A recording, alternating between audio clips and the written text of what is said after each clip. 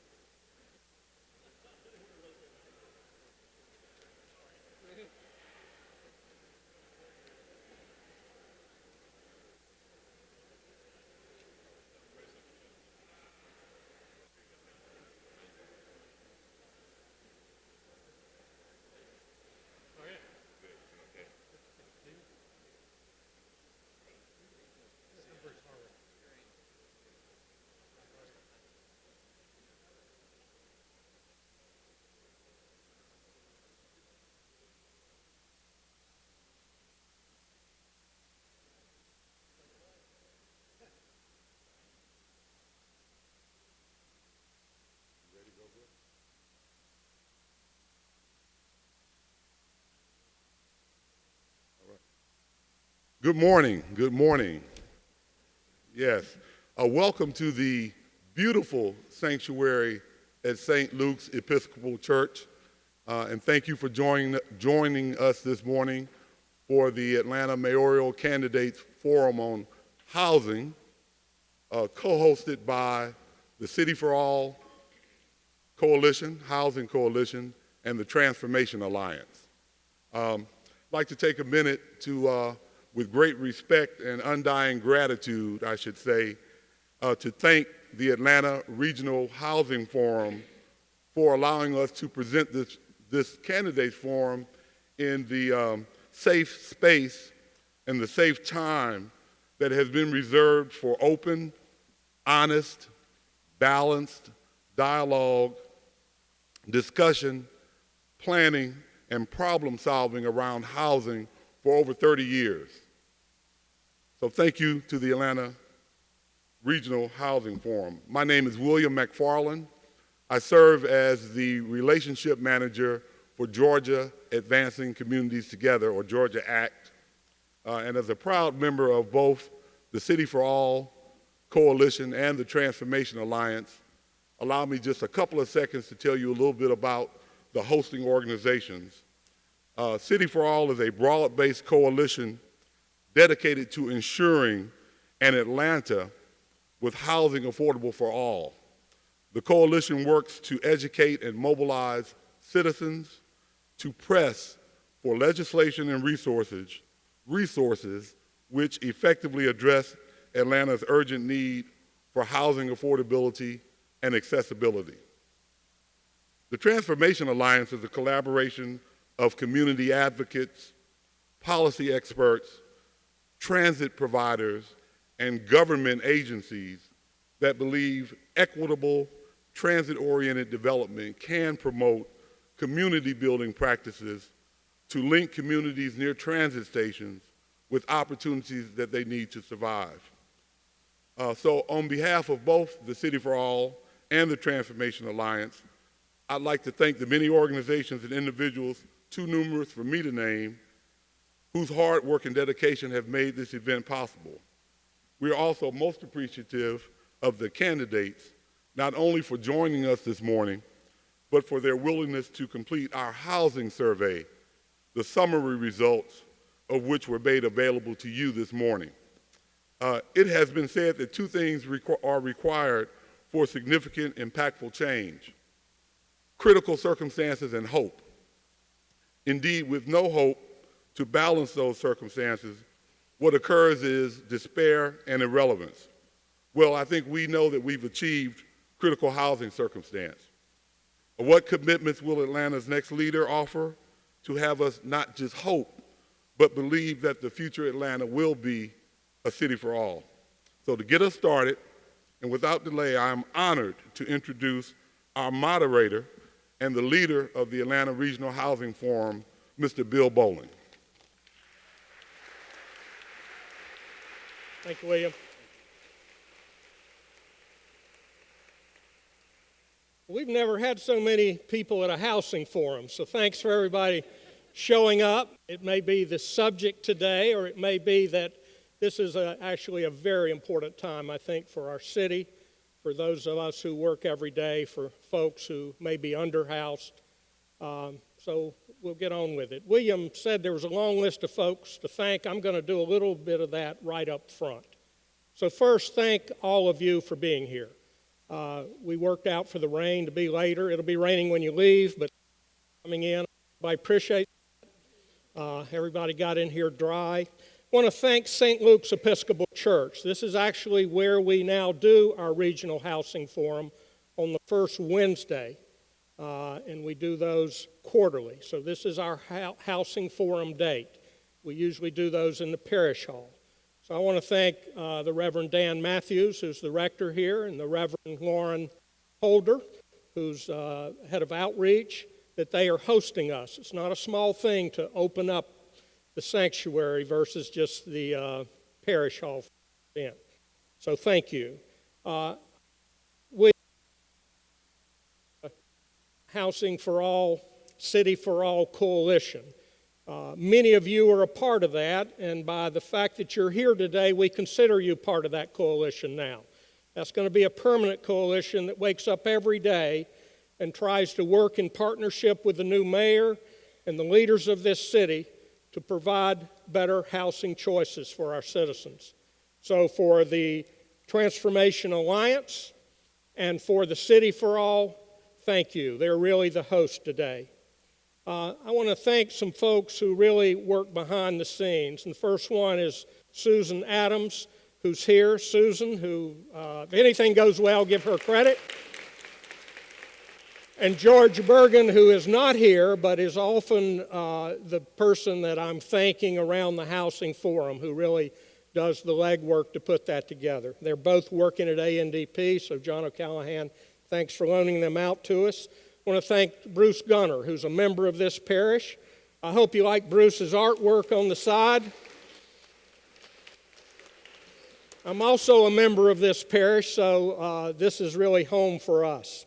I want to thank ARC, who is our home for the Regional Housing Forum, and Marissa Ghani, who is the organizer there and kind of holds the flame for us. And I want to thank Partners for Home, who is really focused today on an issue that we're all talking about, is the homeless. A block away is Peachtree Pine, has been a shelter for many years, which are transitioning into other housing choices.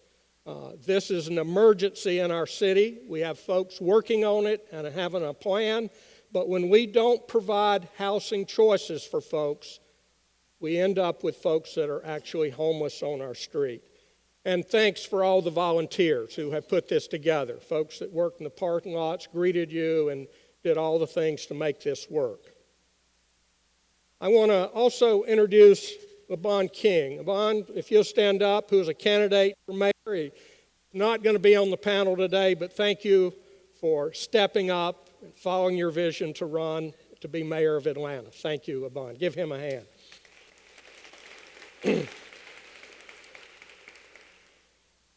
I just want to set the context a little bit, the fact that we're at St. Luke's Church. This is where I started my ministry in 1975. It's a wonder they took me out of fourth grade and gave me a job, but I started here, and I was joined a team of volunteers who started the first community kitchen for homeless people, to feed people.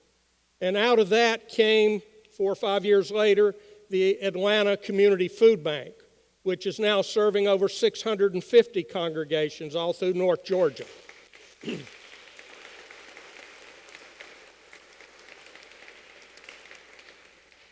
St. Luke's has been the epicenter for a lot of things, good things that have happened in this city. It's not the first time that we've hosted forums like this. There are many great programs that have grown out of St. Luke's, so it seems right that we would be here. And the other way I would frame this is that I think what we're talking about today really will define our city in the future. That it's a moral question for us as citizens of Atlanta, that we have the leadership, that we have the resources, that we come together and find a common voice to provide housing. And of course, affordable housing does not operate in a vacuum. You'll see from your survey that we ask each of the candidates where housing fit, and they answered that, so I'd encourage you to go to that survey. But there are many other issues that any leader of our city's got to juggle. So we don't expect that housing is the only thing on their mind. But we do expect that our leaders will connect the dots so that housing and transportation choices, housing and jobs and living wages, housing and gentrification and how our neighborhoods develop has got to be central to the city for all, the city we want to create. So thank you all for being here, and we'll get on with the questions. I want to do a little more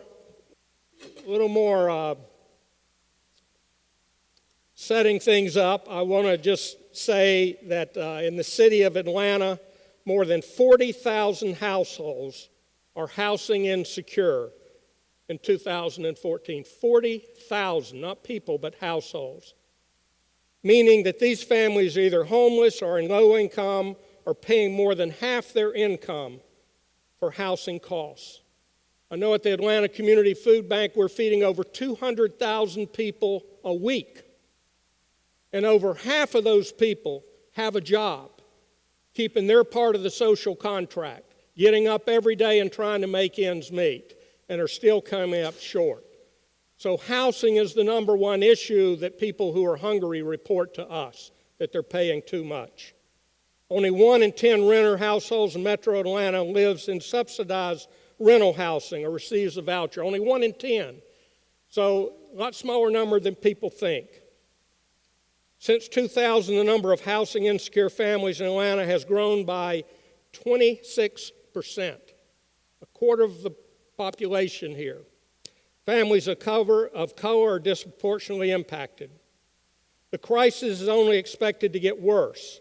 Without protection, nearly 24,000 subsidized affordable housing units of Atlanta will be lost by 2030. So just standing still, we lose 24,000 subsidized affordable housing units. I want to also acknowledge, because we have a housing forum, many of you attend, that we have invited all the candidates this year to come, and I want to acknowledge that Caesar Mitchell, Mary Norwood, and Kathy Woolard have attended the housing forum, and I want to thank you guys for being there, and you've spoke at the housing forum. We expect, and Vincent, has been to the housing forum, so this is an invitation to continue to come. Even when you're mayor, we're going to make a place for you to be there. So, thank you.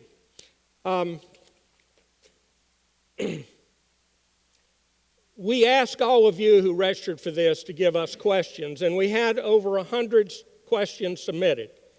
So we're going to stay here tonight until we get all those 100 done. Oh, we didn't say that, did we? But what we're going to do is we have taken those questions and really kind of collated and found some themes. I'm going to be asking the questions. We're not going to open up the mics. I think it's almost impossible for a candidate to really articulate what they believe and what they're committed to, because we're asking them to do it in 90-second sound bites. That's why the survey that you have in your hands, and one that you can find on the website of City for All or the Regional Housing Forum at ARC, you will find that full survey there. And that'll probably tell us a lot more than what we're going to cover today. I'll be enforcing a time limit, and we have Emma here, the most important person in the room. Emma, raise your hand so everybody can see her. She's going to keep you on track as well as I will. So I just want to say we're not going to go through formal introductions, and I've asked all the candidates who I know personally if I could use their first names as we're interacting, and they have agreed that we have 5 past or present city council people as candidates. We have 1 state senator. We have 1 Fulton County commissioner who was chairman. We have 1 city agency director of workforce development. And we have a Georgia Tech grad who aspires to be a leader in this city, and we appreciate you being here. So I think the way we will start is please introduce yourself by explaining how your administration will define housing affordability. And Peter, we will start with you. We've set you alphabetical, but we'll be doing variations. So if you'll start, Peter. Certainly. First, thank you so much for having us here this morning. I appreciate the opportunity to talk to you all. For me, running for mayor, one of the critical motivations was to focus on and help relieve suffering. We have in this city, as was just mentioned in a number of ways, too much suffering and too much unnecessary suffering. It's one of the reasons why I got involved and was the founding board chair for Partners for Home a few years ago, an effort on homelessness that is critical. I define affordable housing all the way down to the lowest levels of income. Often we hear about it as 80% of area median income or 60% of area median income. But the reality is if you make minimum wage or have income below that, neither of those are particularly points that you can get to. So I define housing as making housing available to anybody at any income level. And there's a variety of different tools, probably a dozen to 15 different tools you need to use to make that possible for people at all income levels. And if we don't do that, we're going to have increasing problems with homelessness, housing instability, and other issues. So I'm absolutely committed to it at all levels. Thank you, Peter. Rohit? Good morning, everyone. I'm Rohit Amanamanchi, and I am a Georgia Tech grad in transportation engineering. And I'm running because I think we need to get serious on moving faster about building transit and housing and parks and schools and everything else that we need to make every neighborhood thriving with opportunities. So I define housing affordability as if you have a full-time job, you should be able to afford the place that you live. And if you become homeless, there should be an opportunity for you to live in a temporary or permanent home and not a homeless shelter, and receive the services that you need to get better. So in Atlanta, we're facing this crisis that most of the development that's occurring is luxury development, and even by the housing authority's standards, we're really far behind, and we're not on track to get to where we need to take care of our people. So in my administration, we would accelerate the funding available. If we're only spending $40 million, we need to be spending $250 million or more in building the housing and the diverse and various places to be able to provide for this situation right now and for the expected population growth that we're about to experience. So thank you. Thank you, Rohit. Keisha? Good morning. I am Keisha Lance Bottoms, and thank you for having me this morning. I define housing affordability as the ability to provide housing not just for the least of these, but for all of these. Having housing is a basic human right. And whether or not you are unemployed or homeless, or if you are living on the margins or homeless in plain sight, it is our responsibility as a city, as a caring city, to make sure that we are filling in the gap by working with service providers and also allocating the appropriate funds and making policy decisions that will provide housing for each and every person in this city. Thank you. John?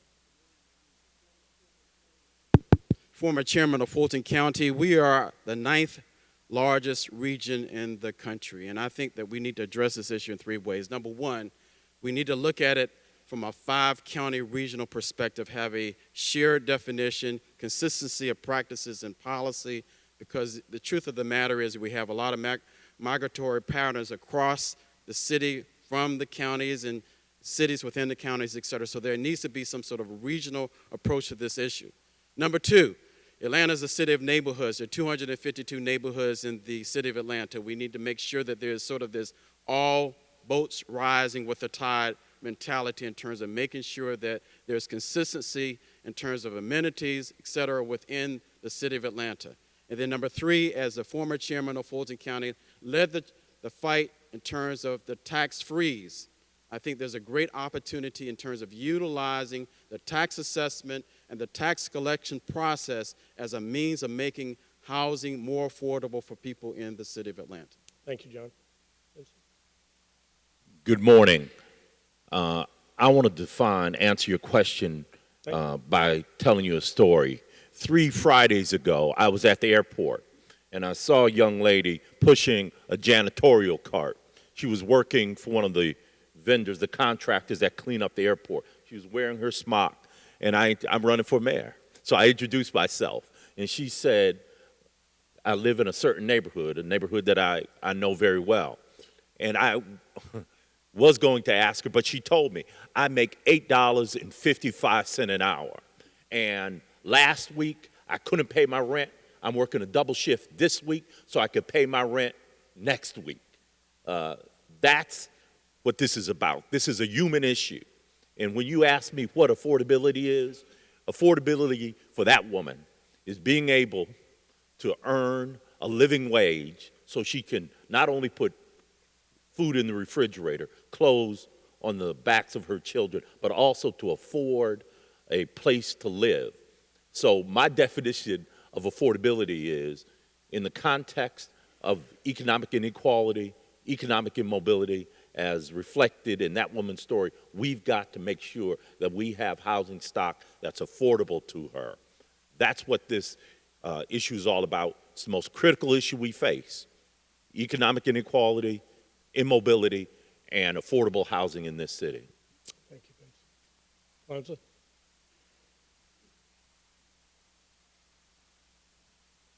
Housing affordability. Good morning, everyone. I'm sorry I'm a little late.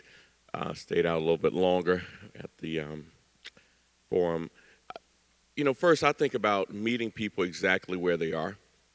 And, I've had the pleasure of serving in the heart of the city and seeing the change that's happened in downtown, Midtown, 044, Emmett Park, and Ponce Highland, as well as also having to engage on a regular basis with the largest number of homeless in the heart of the city, Peachtree and Pine, and many who just live under bridges. So we really need housing that meets people exactly there, permanent supportive housing that goes all the way up a range of housing prices, 300, 400, 500. We can fill the gap in the missing middle with tiny houses, with quads, with taking many of the vacant houses and making sure they're affordable, permanently affordable. So there's policies that we need to add to it. There's will. And then when I think about actually the idea of what's possible using the power of a mayor's office, affordability is something that can happen for all. Thank you. Thank you. Peter? Thank you. I'm going to stand because I can't see everybody. Good morning. Three things. First of all, we've got to define what affordability is. Right now in our city, we have some folks who believe affordability is all about making sure housing is available to people who make 0 to 25 to 30% of area median income, and really exclude those who make 100% to 125%. And then you have the vice versa of that. We've got to make sure that we have a unified understanding of what affordability is, and that we as a community all rally around what affordability means. When I'm mayor, we're going to do that. Number two, we're going to make sure we are focused on the groups that really need affordability. They start with our young people and folks who are homeless. Number two, it starts with working poor. Number three, young families that are trying to grow, that have great jobs in this city, and we want them to stay in this city. And number four, our senior population, who really need to be able to age gracefully in place. We're going to approach this three ways when I'm mayor. Number one, we're going to do it through good policy.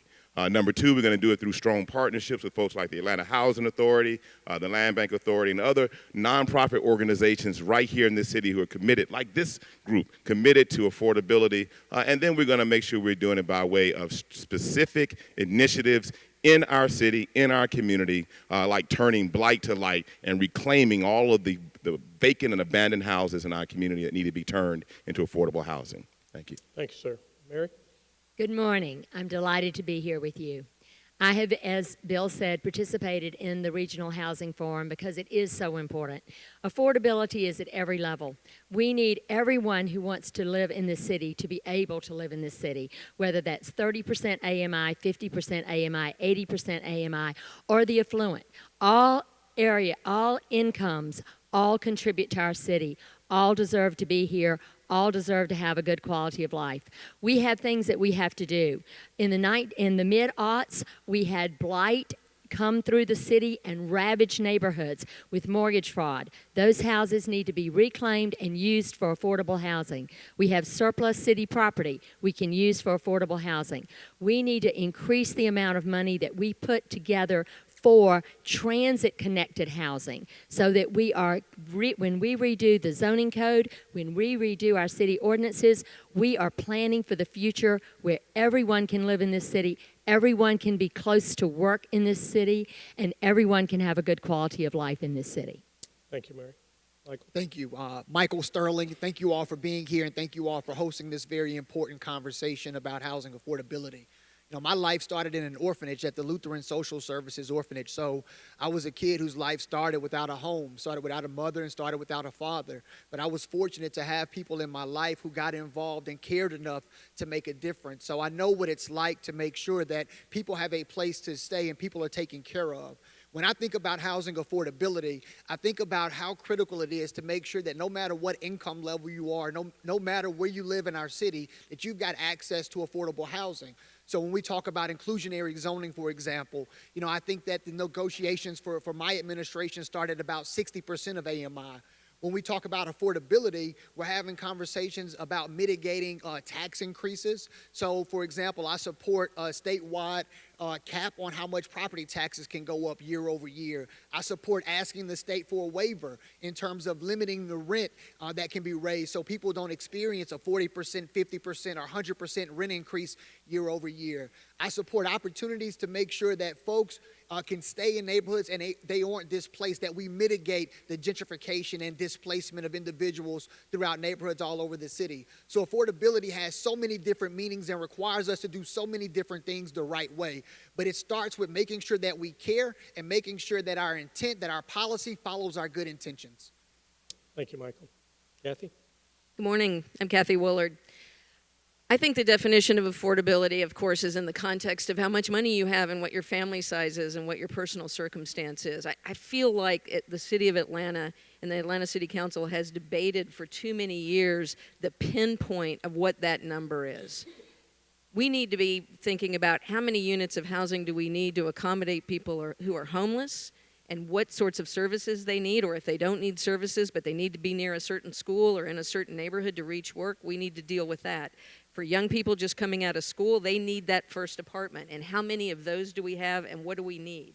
And then for family size and income, it's a range, but the emergency is with the poorest of the poor in our community. There is a high level of fear and stress going on all across this city for people who know the wave is coming and it's about to break on their head. And we have to get about that. We can't be debating any longer about what, when, how. We have to do it. And then for seniors who have invested in this community, being able to age in place where your support system is around you is of utmost concern. So as we're helping seniors either stay in their homes through tax abatements or through helping them renovate their homes or other kinds of things, we need to make sure that there's a local preference so that they can stay in place as they go. I'm sure we'll be talking about lots of other things, but for me, it's a combination of policy, transportation options, and keeping taxpayer assets, land that we own, in the game to provide what we need now. Thank you, Kathy. Talking to Keisha before we began, and she said, Bill, we till 10:30 last night at a mayoral forum. So one of the things I want to say is how hard it is to work till 10:30, being on your game for one subject, and then coming in the morning and being ready again. So I want to thank you guys. This is a race, and it's hard, so I know it is. The great segue, Kathy, and you're up first on this next question. One of the things that we talk a lot about, and particularly on the west side right now, is around gentrification and how do we preserve the housing that we have. We can't build our way out of this. We're going to have to keep some of the housing. But the great worry as neighborhoods gentrify, and Kwanzaa, you know this very well in the Fourth Ward, you've been through that the last 10 years, is how do we let people who have lived there stay there? You've all spoke to it to a certain extent. So you've all demonstrated your concern about gentrification in the survey you completed. Again, I would say, look at that survey. What specific policies will your administration support? We're looking for specific policies to mitigate the impacts of gentrification and to preserve the existing affordable housing that we have. And we're going to start on the back, Kathy, with you.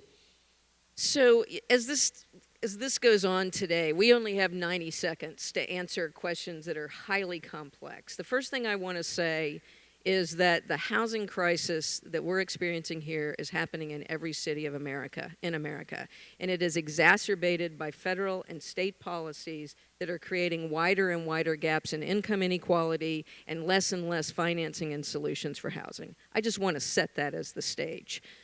Secondly, what I want to say is we've got international and local investors that are buying up huge portions of our communities and started back in the foreclosure crisis. They have boarded up homes, they're sitting on them, and they're waiting till their ship comes in to the tune of thousands.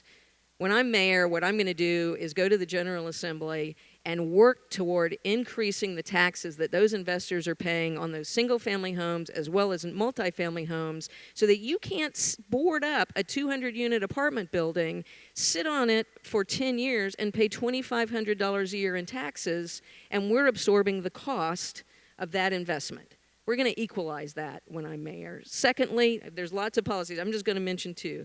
Second one is we must have a local preference. When we are building housing in a community, we need to build housing for the people who are there who need to be secure. I just want to keep hammering the point that people have to be surrounded, if they choose, by the communities that have supported them over the years, that help them make it through, that organic community that's so important. So local preference is something that doesn't happen much, but we need to know what's happening in a community, what people need, and provide it for them now. Thank you. Michael? Yeah, Kathy and I were in study hall together earlier. And we were talking about the complexity of this issue and the fact that this isn't just an Atlanta problem. We see it in Harlem and Brooklyn and Charlotte, North Carolina, and Miami and Los Angeles and Dallas and Houston. You see it all over the country where communities are being gentrified. It's almost like the reverse of suburban flight, where folks now want to come back into once abandoned urban areas because the new trend is these walkable urban areas. And so we see our communities being gentrified. So when we think about specific policies that I would certainly support, when it comes to, for example, single-family homeowners who have invested in their communities, I think there are, one of the things that happens is people get taxed out of their homes. So the property values rise and people get taxed out of their homes. And I think we've got to support, potentially support a statewide cap on how much counties and cities can raise property taxes year over year. There are many states and cities that have that cap in place that make sure that people don't get taxed out of their homes. I think we've got to do things like provide rent control measures so that rent on individuals don't get raised 40 and 50% or 100% because a community starts to do well. Midtown's a perfect example. Individuals' rent have risen in some instances 40 to 60%, and they get completely, sent out of the community because they can't afford those exorbitant rent increases. But this is, as Kathy mentioned, this is a highly complex subject, and I would support a number of initiatives. The one thing that we haven't seen is anybody successfully do it around the country. And so we know that there's no silver bullet, but we know we're going to have to do a number of things the right way to make sure we mitigate the gentrification happening in our city. Thank you, Michael. Mary? Well, there's several things. Number one, we need to help our seniors stay in their homes by either delaying or freezing their property taxes so that there is not an increase in taxes until that house is sold. Secondly, the code enforcement in Atlanta is completely backwards. We are going after people who are owner-occupants and fining them and hauling them into housing court because of a repair that they can't afford to make, when we really need to be going after the abandoned houses that have come out of mortgage fraud and are in the neighborhood plaguing the community. So I will do a complete redo of the way we go about code enforcement in the city and tackle the bad actors. We also need to go after the landlords who have substandard housing for the renters, which is just unconscionable, and making sure that they are held accountable, whether it's a combination of carrots and sticks with tax abatements and fines. They now are beating the system because it's going through administrative in-rem, and they give the property to their other partner right when the city's code enforcement comes after them. We need to knit these communities back together, and that means building the city out in our commercial corridors, having the neighborhoods be preserved and the people who are in them protected from having to leave. Thank you, Mary. And let me just remind you, we're looking for specifics here, not to describe the problem. Thank you, Caesar. Well, first of all, the problem is complex and it's difficult, but I think it really requires will.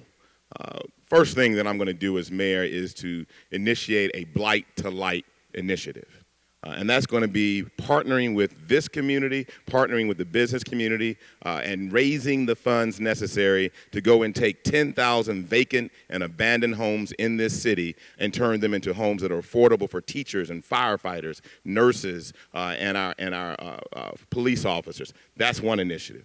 Second thing that we're going to do when I'm mayor is that we're going to focus in on policies, specific policies like inclusionary zoning that require us across the entire city to ensure that a portion of projects that are developed are affordable. The third thing that we're going to do is make sure that city government is a real partner in development projects. I practice law as a real estate lawyer, but I've also been very engaged in producing affordable housing through my civic work, being on the boards of CDCs and other community-based organizations focused on providing affordable housing, but also as a policymaker. In our city, we have the tools through Invest Atlanta and other organizations to ensure that we can create affordable housing through our partnership through incentives like tax allocation districts. In this city, we have 10. I am the brainchild of 4 of those in South and West Atlanta. We're going to use that in partnership with APS to create more affordable housing through a public-private partnership between the city of Atlanta and the development community. And the last thing I'll say is that AHA has a goal to put online right now, and they're doing it 10,000 affordable units. When I'm mayor, we're going to take that to 20,000 because we're going to be true partners. Good work. Go on. Thanks. Good morning again. I've been saying that 20,000 number for a long time, so I won't argue on that one. I definitely agree. First, there are protections for those who are already in neighborhoods. What we saw in the Old Fourth Ward and what we actually implemented was a non-displacement strategy partnered with the Historic District Development Corporation. Many other families that live in Old Fourth Ward and saw the change still live there. So that's one of the things you have to do is make sure you can keep people in neighborhoods. Senior home repair programs, we need to bring that back as a policy. Dollar houses for those who want to go to neighborhoods that have not seen the type of investment that we really should be seeing, and especially west of the city. Also, I want to make sure that we add some type of protections on the tax piece for seniors and longtime residents, and based on income in some cases for those who own homes. They may not be fully a senior, but they own a home, they inherit it, they lose their property a lot of times. And then lastly, we need to pivot to the investor side and think about all the things that we can do to ensure that investors come in and do what we want them to do in our neighborhoods. And that could be either incentivizing, because we lost that low-income housing tax credit from the state. Really, those dollars go outside of the city. So we need to use Invest Atlanta like we used to use it. It's been used for job creation for the last 10 years or so. We need to go back to housing creation. It's a wonderful tool, set of tools that they have in the toolbox, but we've got to apply them back towards housing and working with the Housing Authority for sure to look at those 11 housing properties that have not been revitalized over the years. Thanks, Skip. Thank you, Kwanzaa. Vincent, you're up. The first time that I was invited to come to the Housing Forum was a talk on the issue of predatory lending. In the early 2000s, the banks were, in effect, stealing homes. And the prime victim of that theft were senior citizens. One of the things that we need to do as a policy and as a program is to ensure that senior citizens, fixed income senior citizens, can age in place. Unless we begin to do that, our fight against gentrification is going to be lost. Therefore, what I would propose, and the city used to have a program to renovate the homes of fixed income senior citizens. The best I can tell, that program has disappeared. It's no longer in place at City Hall. What I would do is put that program back in place, make sure that fixed income senior citizens can age in place, get the renovations they need. We know that senior citizens oftentimes get bad loans in order to get their houses fixed, roofs fixed. We're going to make sure that happens. There's some nonprofits in the city, in East Atlanta in particular, that are doing a good job at helping senior citizens get their homes fixed. People have already asked me, some folk have already asked me for it, how are you going to pay for it? And what I would say is this. Hey, I'm getting to that question. That if we can find a way to put $850 million in the pockets of 2 sports teams in Atlanta, we can find the money to help senior citizens get their homes fixed.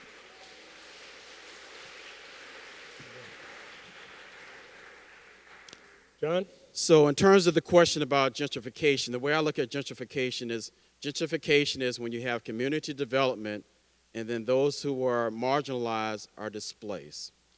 And I think as I've gone across this city and talked to thousands of residents over the past several weeks dealing with the tax-free situation, I've heard people say that we want our communities to develop.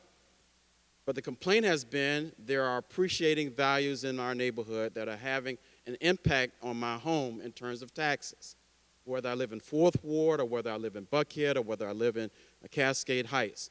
So what can we do to minimize the likelihood of people being displaced? I think the most effective thing that we can do, and we can do it on a local level, working with the state, and that is within our toolbox, is to freeze the property assessments at a certain point in time. We can do it for those who have been in our community for many years, and all of a sudden the prices have gone up. You can freeze the property values. You can freeze the property values for seniors and those on fixed income. I think that's the most effective and the most amenable option that we have in our toolbox.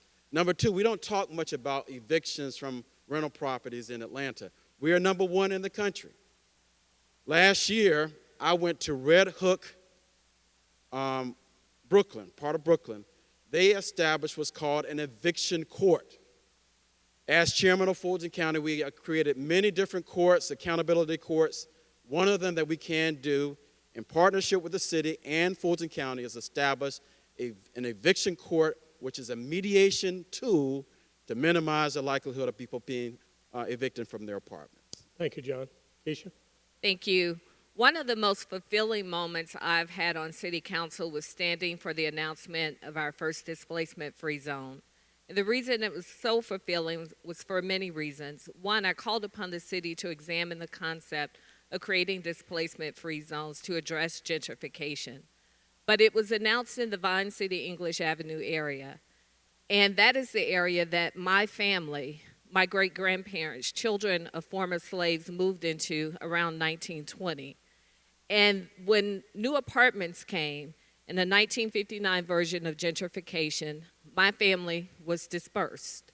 And so it was fulfilling to see that we realized that we have lost beloved communities in this city. And as mayor, I will call upon the city to expand the concept of displacement-free zones and make sure that we model them so they are community-specific. So for example, in Vine City English Avenue, it may be assistance to help someone pay their rent to stay in their home. In Southwest Atlanta, it may be a senior who can afford to stay in their home, but they cannot afford the repairs or to remediate the mildew in their basement. And so just as I have done on City Council, I will continue to call upon the city to be creative in concepts that benefit communities across this city. Thank you, Keisha. Roy? So specific policies, well, it starts with having a lot more housing stock because... Speak up so everybody can hear you. Okay, thanks. When you have a lot more housing stock, the prices of all the other houses aren't as high because there's less demand. So we need to direct the housing authority to build a lot more houses, a lot more diverse houses, and unlike New York and San Francisco, we have the opportunity, we have the land for this, we just need to do it. And then there's the zoning policy, which definitely needs to be redone, but when it is redone, it will take into account what already exists in the neighborhood and give that weight to what needs to be built or what can be built, so that when neighborhoods have been desiring a grocery store or a park, they don't get a luxury condo. And then lastly, that's just for the people who are trying to work and live, but then there's seniors and homeless, and we need to be proactive about helping these people get the resources that they need, whether it's homeless people, they need a place to live, and they might need social services, and whether if it's seniors, we need to go off of an application-based system for renovations and be proactive about approaching all the people who need renovations and can't afford it or can't do it themselves. Thank you. Peter? The first thing you need is commitment and targets. So as chief operating officer of the city for several years, I managed all the operating departments on a daily basis. So I know what happens in a city, and I know how issues come up. I know the intensity and the variety of problems you face. So as mayor, I'll have a firm commitment and specific targets around creation of affordable housing and around non-displacement. We can't force the people out of Atlanta that built Atlanta. It's got to be an imperative for the next mayor. So that's the first thing, commitment and targets. Second, we have to have partners in this effort. The city of Atlanta is just one entity. We need to partner with the Atlanta Housing Authority, over which the mayor has a good deal of control through board appointments. But we also need to partner with the nonprofit sector. We need to partner with the corporate sector and with neighborhoods. I have a long track record of working across all of those groups, and we will not get this done without partnership. The Beltline partnership was spun out of a nonprofit that the city partnered with.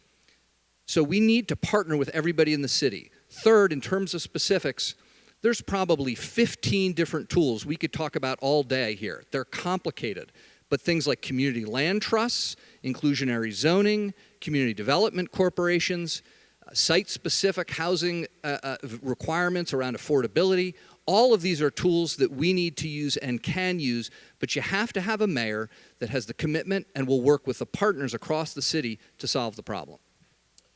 Well, I know if I was up there, I would be thinking of something I forgot to say when I had my moment. But I want to key off, Kathy, you started, and almost every one of you spoke to a policy that we're going to need the support or the cooperation of the state, that we don't operate alone.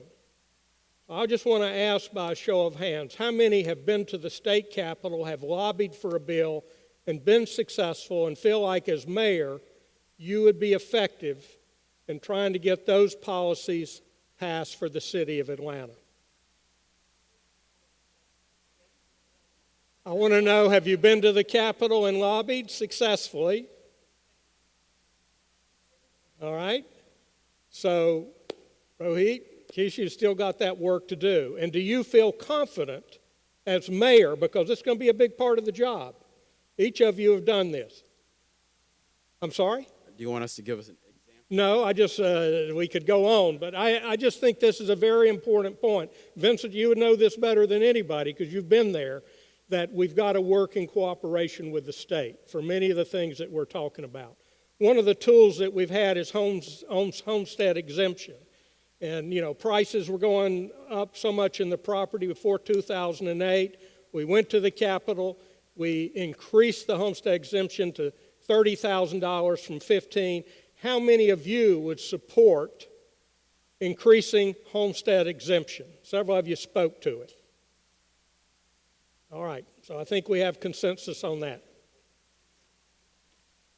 So let me just, and we're doing great so far, Emma. Everybody's following their timing, so thank you.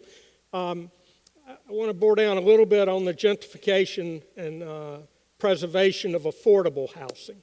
There's been much attention and concern regarding the shortage of affordable housing units on the Beltline.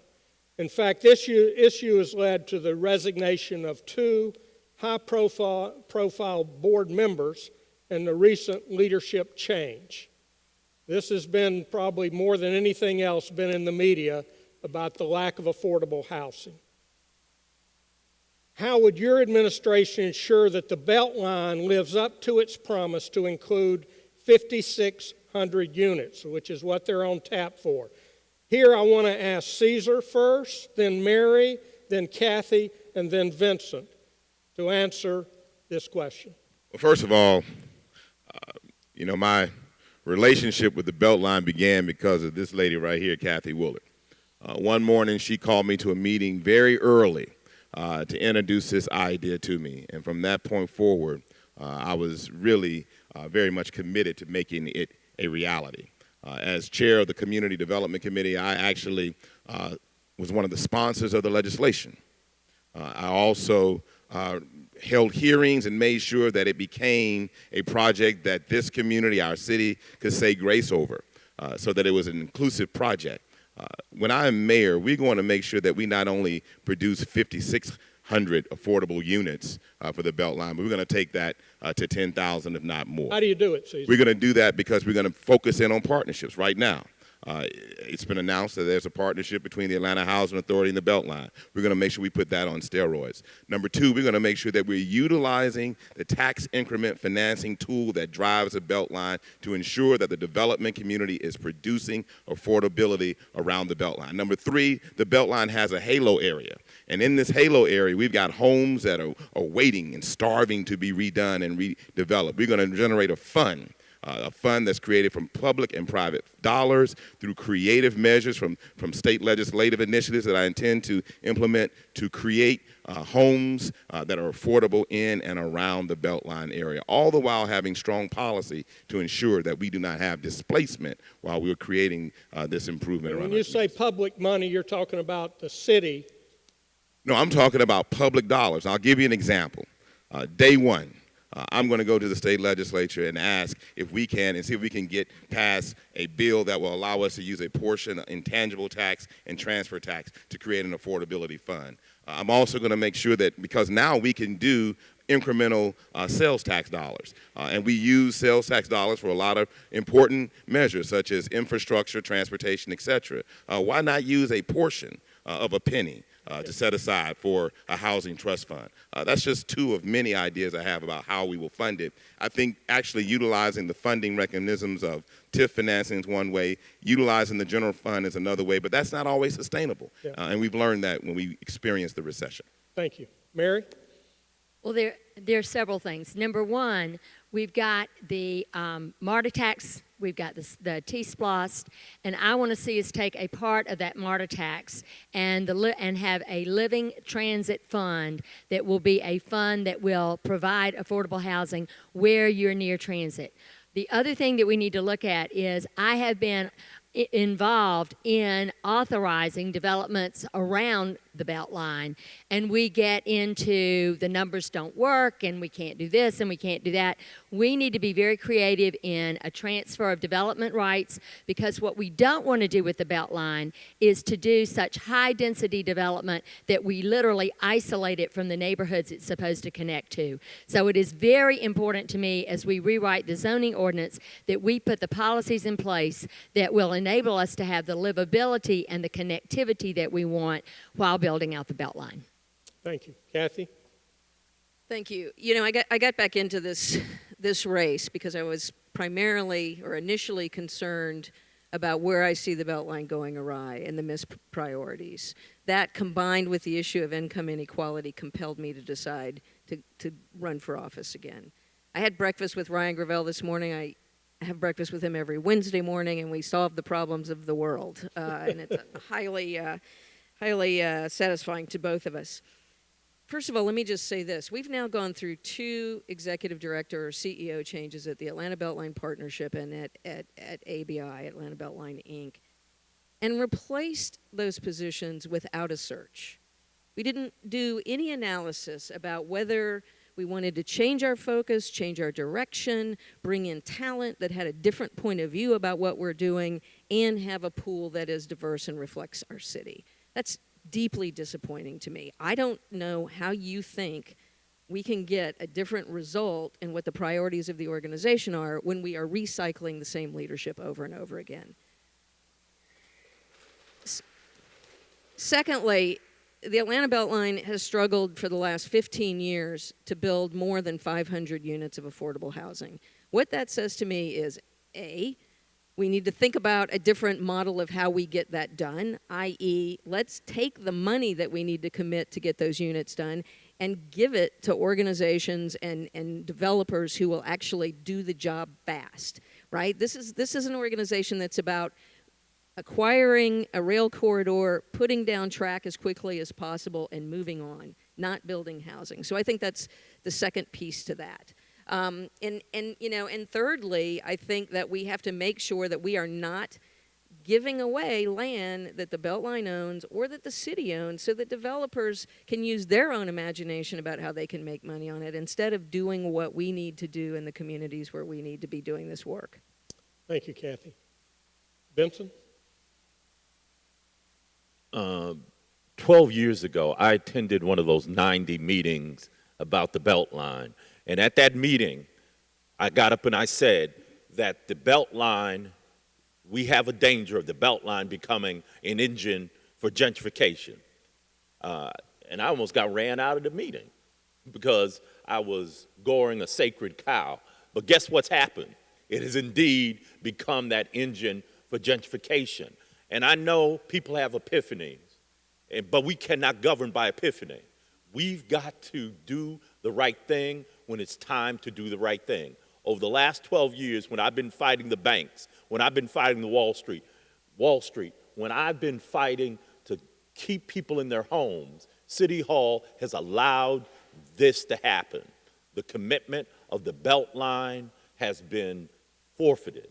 So I would, I guess what I'm saying is we need the will. And all these programmatic and technical changes are all fine. But if you have not done the right thing for 12 years, why should we believe you now? So that's why will is the most important thing. I do believe that the function of housing ought to be taken out away from the Beltline and put with another entity that knows how to do housing. Obviously, the Beltline doesn't. All right, thank you. This is going to be a question for everyone, and I really want to address the issue of homelessness. Because of where we are, because of where Peachtree Pine has been, because of the lack of really appropriate housing for homeless folks at all levels. Really the question is, and we know that there's not enough HUD funding, that it takes more than that. How will you invest in increasing the amount of permanent supportive housing? Everybody know what supportive housing is. How will you invest in increasing the amount of permanent supportive housing for homeless people in Atlanta, including ensuring adequate mental health services for tenants? Okay, so this is a specific kind of housing that I'm talking about. We'll start with you, Kwanzaa. We'll end with you, Peter. Thank you. Well, I mean, first we have the Housing Opportunity Bond and we have our Homeless Opportunity Bond. I think both of those need to be deployed very strategically towards the empty houses and empty apartments with supportive services that are wrapped around. So if you have a neighborhood that's in disrepair to the west of the city, there are some places where we have properties that could be utilized as 5, 10-person facilities with a caseworker or case manager focused on particular needs, whether it be a family, several families who have certain needs with their children, or whether it be homeless men who need particular services. And we can differentiate these particular locations based on substance abuse or mental illness, but the supportive services have to be aligned. I think there are other partnerships that we should be reaching out to the county. That relationship kind of broke apart over the last few years. It should be brought back together because the county, both of the counties are all our partners in getting things done for the homeless. So thanks. Thanks. Caesar? My wife teaches at the highest performing middle school here in Atlanta, here in APS. But she tells me often of how many children that she's teaching that are effectively homeless. When I am mayor, we're going to eliminate homelessness amongst our children. And when we do that, we're going to tackle homelessness with families. And the way that we're going to approach this is through partnerships with the nonprofit community, partnerships with the development community, as Kwanzaa mentioned, that have vacancy rates in apartments that can be used to provide housing for homeless individuals, homeless families, homeless children, so they can focus on learning versus where they're going to sleep from night to night to night. We also are going to take the strategy of housing first. And that's something that's become very important because when you do housing first, you get someone in housing and then you figure out what the issues are that they're confronting that has them homeless in the first place. And that's where the supportive services come in because you can have those services co-located in your housing first strategy. I believe that's extremely important. Eliminating homelessness amongst children, that means we will tackle homelessness amongst families. Eliminating homelessness amongst our veteran population, and when we do that, I believe in partnership with Fulton County, the Atlanta Housing Authority, and the nonprofit community, we can tackle homelessness in a very profound way. Your answer is it takes partnerships, everybody. It cannot be done without partnerships. Okay. Mary? John, I know you want to jump in. You want to go out of order and take your answer? Yes, Okay, certainly, go ahead. certainly. So homelessness can be addressed more successfully, effectively, and it can be eradicated with a plan. There are 4,000 homeless people in Atlanta according to the census. Number one, as Caesar pointed out, and Vincent and I have been joking, yeah, we've been talking about this, and now these ideas are being borrowed by many of our colleagues on the stage. But the home first model is an effective, we like that it's an when we all effective get- model. Yeah. I have visited Salt Lake City. I've visited Nashville, Tennessee. I've visited Seattle, Washington, where each of them has that model in place.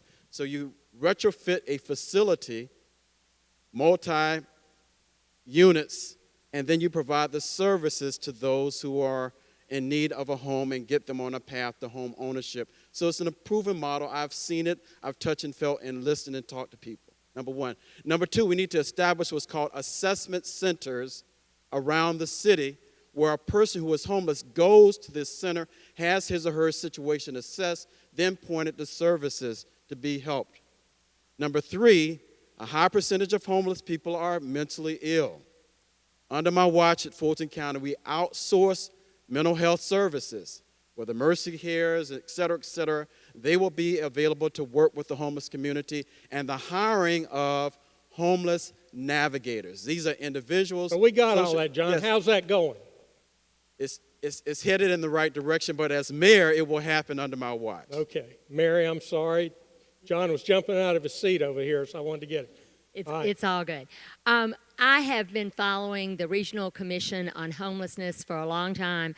I am very pleased with their coordinated approach, their fact-based approach that they are doing right now. We have reduced the number of unsheltered homeless individuals by 68%. We've reduced the count of homeless individuals in the city by 40%. So we are on the right path. It is different strategies for the different groups, whether it's veterans, youth, families, or the chronic homeless. The other thing that we need to do is to have a full employment program for everyone who can work. This is not to talk about the mental issues. We all understand that, the mental health issues. But I believe, and I have raised private funds to hire individuals to be able to restore their life with dignity. Because what happens is the face of homelessness is not the true face of homelessness. And so we need everyone who can work to be given an opportunity to work, and I commit to a Restoring Dignity to All program to make that happen. Thank you, Mary. Michael? Repeat the question for me. I'm really looking at specifically, as mayor, what you can do to increase the amount of permanent supportive housing. I think we all got a sense of what that is, services surrounding. I just wanted to make sure I was answering a specific question. Well, that'd be a first, so go ahead.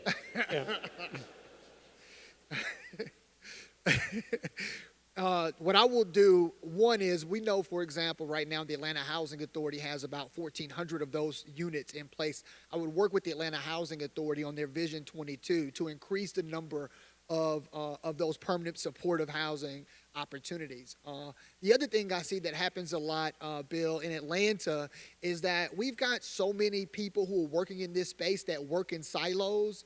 And what I would do is try to coordinate a lot of the service providers in Atlanta who work in this space and see what it is that we can. You think as mayor you can do that?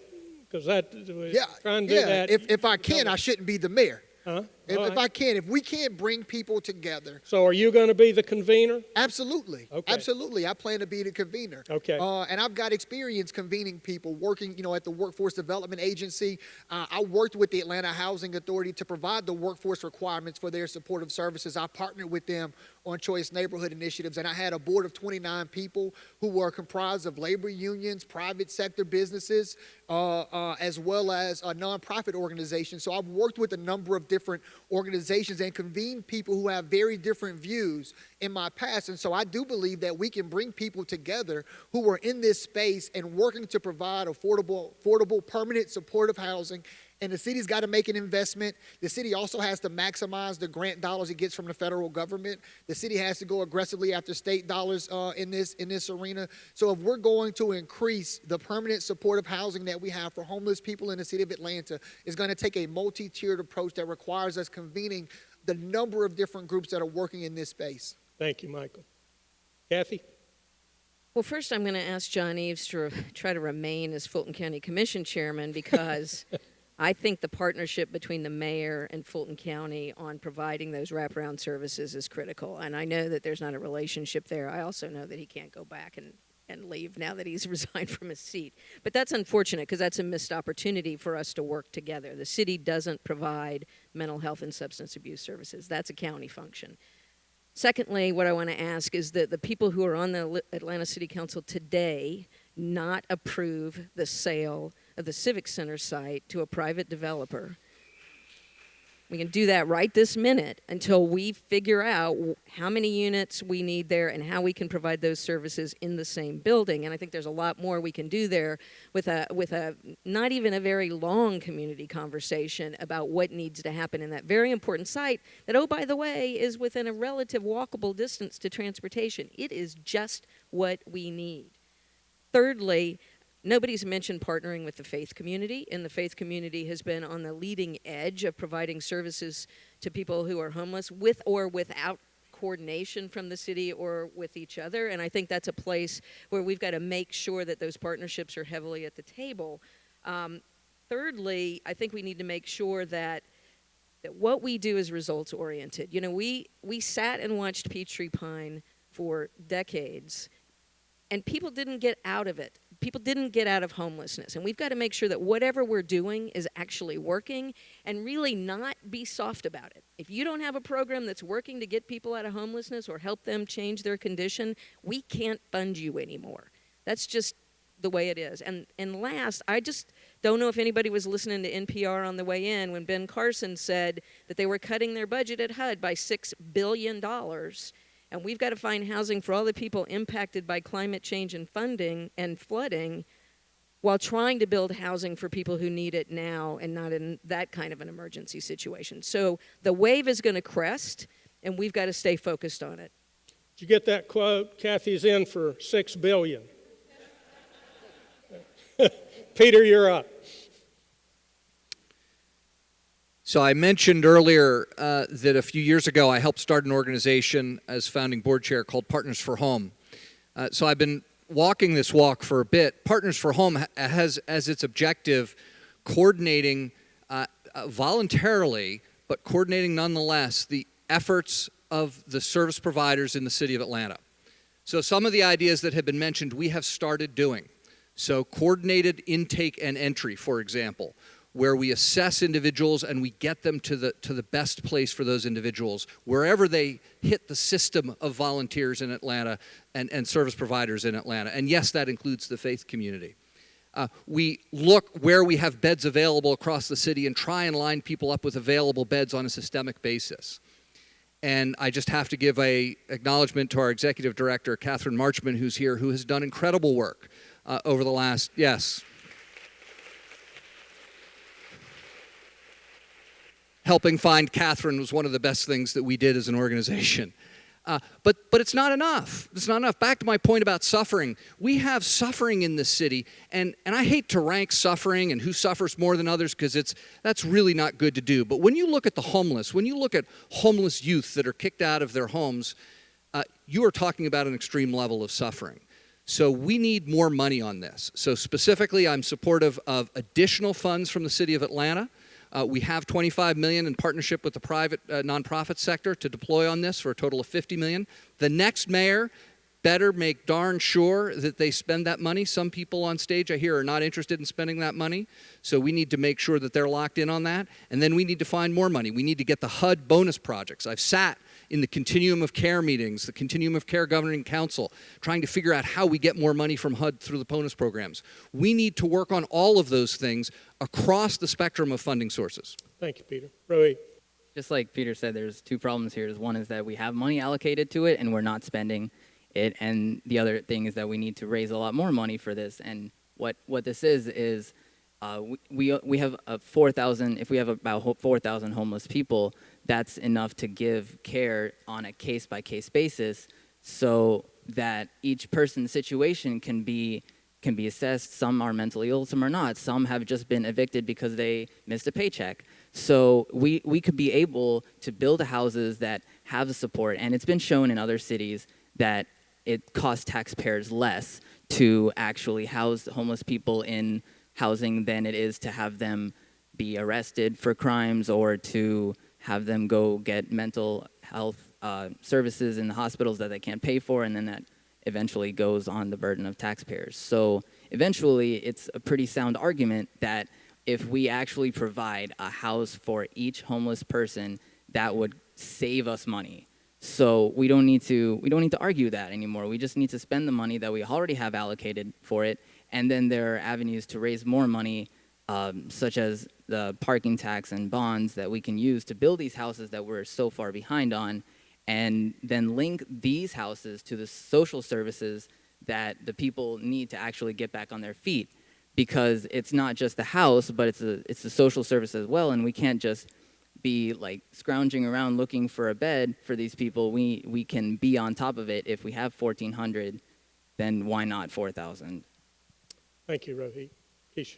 Thank you. I think as a city, we have to continue to think in non-traditional ways. There is a very interesting concept that I read about where a senator who is a physician has asked that homelessness be designated as a chronic illness so that prescriptions can be written to address it. And as mayor, I think it's important that we have a director of public health. Although mental illness and addressing mental illness in our city is not under the purview of the city, it certainly impacts the city in any number of ways. But I also think as we leverage non-traditional partnerships, the city needs to serve as a headhunter of sorts. So for example, if a corporation like the Home Depot focuses on veteran services as a part of their core values with their foundation, and we know that there is an organization, be it Families First or any number of nonprofit organizations that have a need, I think it's important that we mirror and partner those organizations together.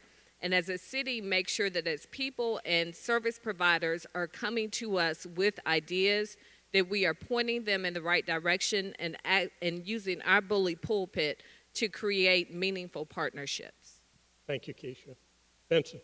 I mean, all of these are excellent proposals. I agree with most of them.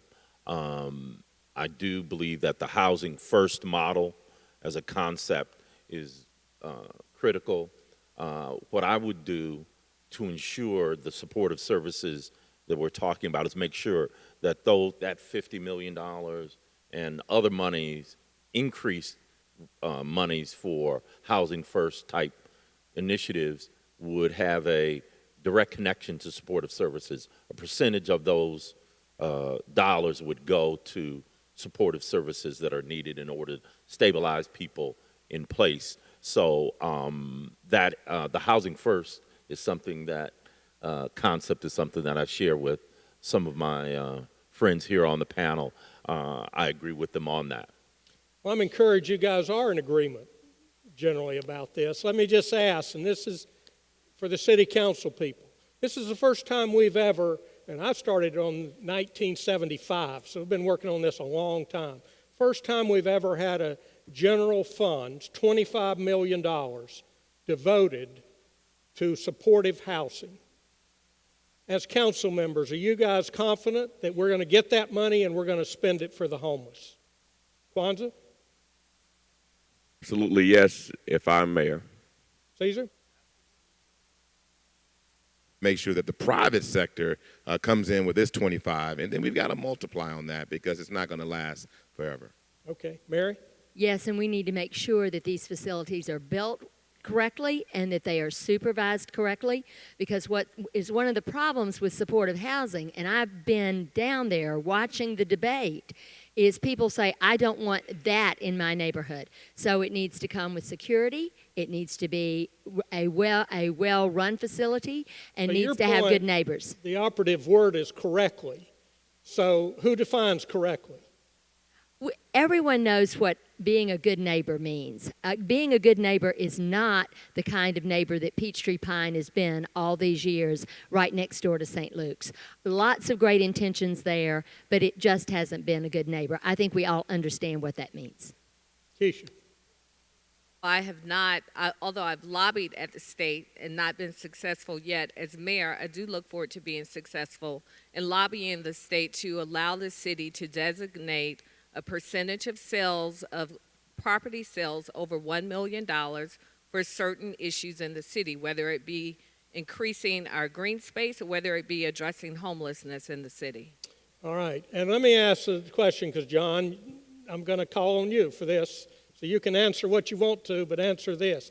What are the lessons learned from Peachtree Pine? John, then Peter, and then Kathy.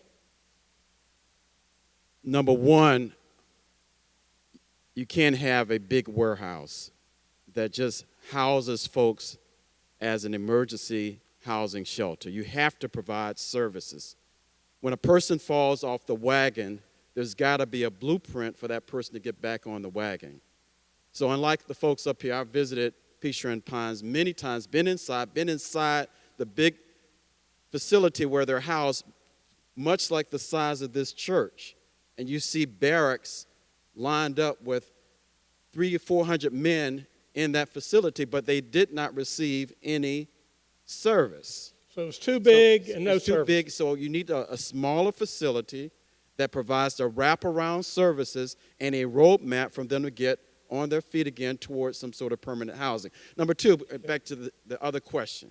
It's not just the general fund dollars of Atlanta, but it's also the reformation of the Tri-J, the tri-jurisdictional effort that includes DeKalb County, Fulton County, and the City of Atlanta collectively addressing this issue.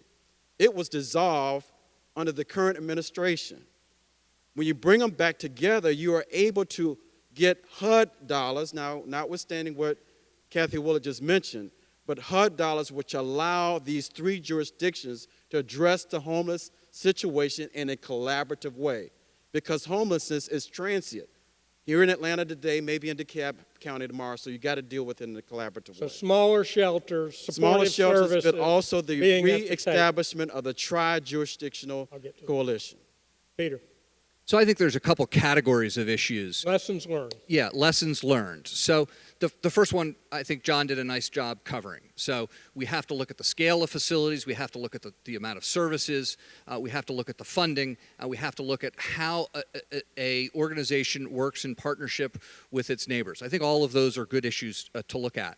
But I think that's missing sort of a broader point where we lost our way with Peachtree and Pine over a series of many, many years. We had some very good-intentioned people working very hard to try and solve a problem, and somehow it all came off the rails. What do you think? And so, well, I think it's a combination of people and personalities and lack of funding and inability to do what they wanted to do. I mean, it's actually a stew of lots of different things, right?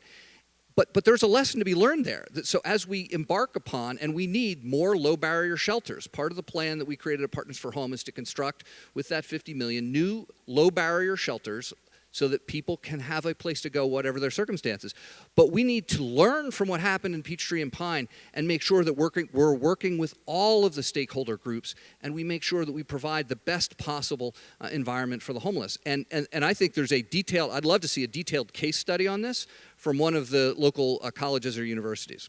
You're in general agreement with Mary. No, I think that I'm not convinced of Mary's commitment to homelessness. Frankly, well, her point. I get what you're saying about her point. I do think that we need to have organizations that are conscious and work with their neighbors. That, I think, is a good point. I've heard Mary talk about not funding the $50 million and not working on homelessness services. So that's something that I'm concerned about. I just got her commitment now. Kathy, lessons learned. Lessons learned. Lessons learned is big, ambiguous programs that aren't measured in terms of results on a pretty regular basis loop out of control very, very quickly. I think the city over the past 20 years failed on multiple occasions to use its influence to put a stop to a program that wasn't working, and including when we found strains of TB in LA that emanated from this building. It is not compassionate to house people in a building where there is active disease happening. So we should have stepped forward and done something about that at that particular point in time. And I think, continuing to be sort of half in the game about homelessness in general in the city, had crept up with us over time, and the combination of that and economic circumstances over the last 10 years had a devastating result. Thank you. Quickly, Vincent. Core lesson to be learned from Peachtree Pine, the overarching lesson is that the problem at Peachtree Pine result when a city doesn't take care of its business. I mean, Atlanta is number one, not only in income inequality, but income immobility. That is, the ability of a child to rise out of poverty is only 4% in Atlanta. A child born at Grady Hospital this afternoon has less chance than any place in this country of moving into the middle class. We wouldn't need Peachtree Pine if not for that reality. That's why I think City Hall has lost its way. The fact is that City Hall has been too interested in satisfying millionaires and billionaires and not doing the things necessary to deal with the real problems of economic inequality and income immobility in this city. Thank you, Vincent.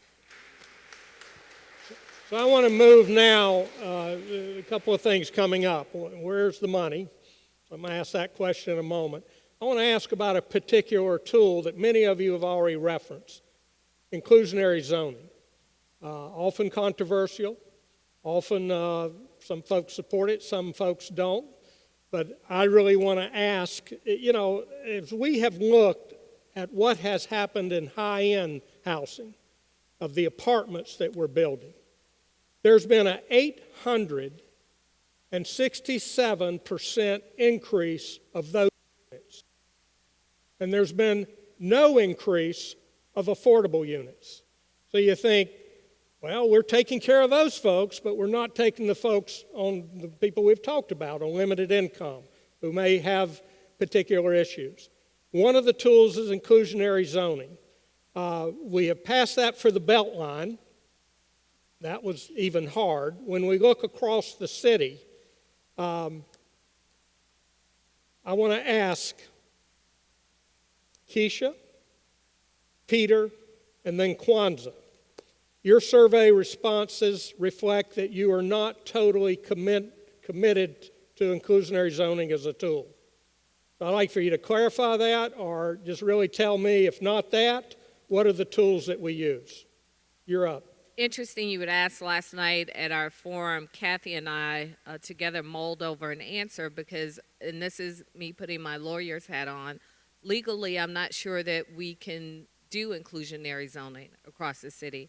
Understand that we have the ability to influence. Well, we're going to send you down to the Capitol to take care of that, right?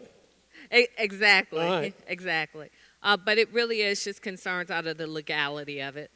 If it was legal, would you support it? Yes. Okay.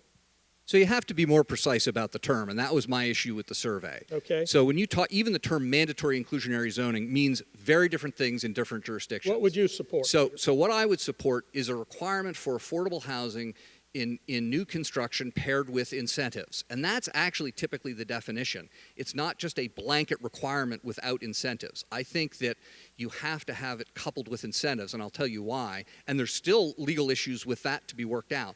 We are only 8% of the metro population here in the city of Atlanta. We are subject to a metropolitan region which is much larger than us. And if we do something, as for example, I am not in favor of hard rent control. I know Michael talked about that, but I do not think that works. We've looked at other cities, particularly ones that are tiny parts of the jurisdiction. When you put hard rent control in, you end up reducing supply.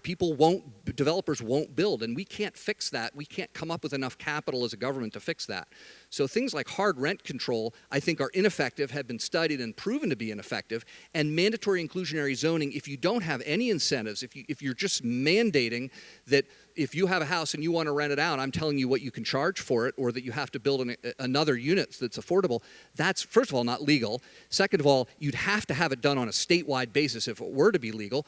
And third, in our particular case, it doesn't work as a jurisdiction. What tool would you use? So I would use what I said, which is inclusionary inclusionary zoning, and some people call it mandatory inclusionary zoning, but you link it to specific incentives, tax abatement incentives and other incentives. And there are jurisdictions looking at this. Sandy Springs is looking at a version of this policy. So I believe that we can get in concert with the surrounding jurisdictions, but I don't believe that either legally or practically, just as the city of Atlanta, you can seize sort of 20% of everybody's property rights and force them to do a certain type of construction. Yes. Well, I've seen rent control work in Boston, in the Northeast, in Cambridge, in the Bronx, so it can work. In our state, I think we still have some challenges with the law, and also the same is true with inclusionary zoning as we know it in terms of a term.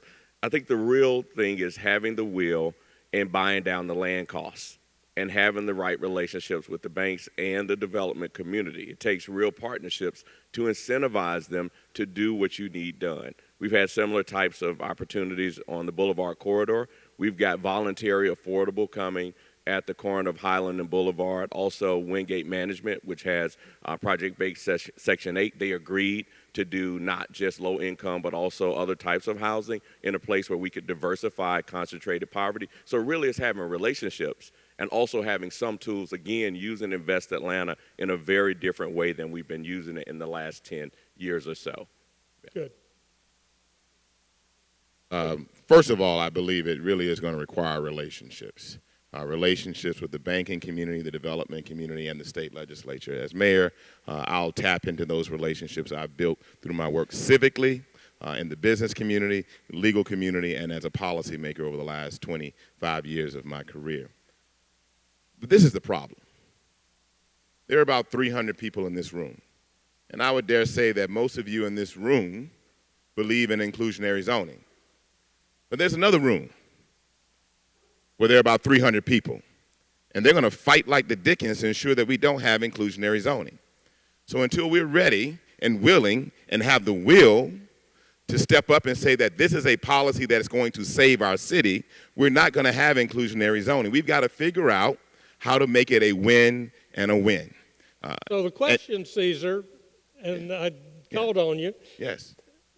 Yeah, so, that's the reality. Are you going to be the leader today? Yes, absolutely. Okay. Because there's no room in this city that I'm going to go in and be a stranger.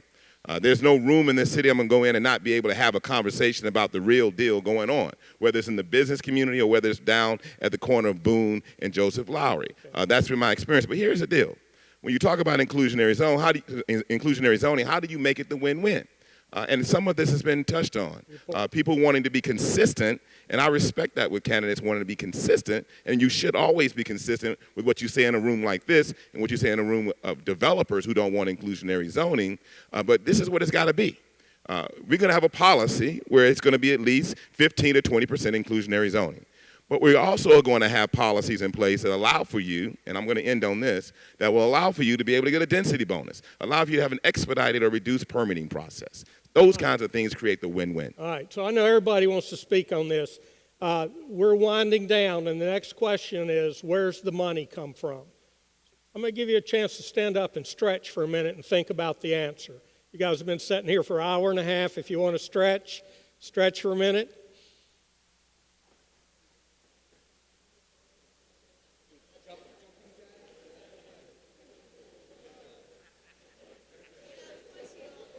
All right, not too much stretching.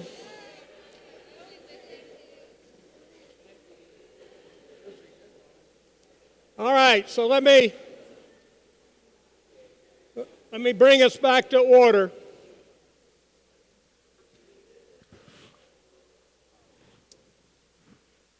The question is, how do we find dedicated money for affordable housing?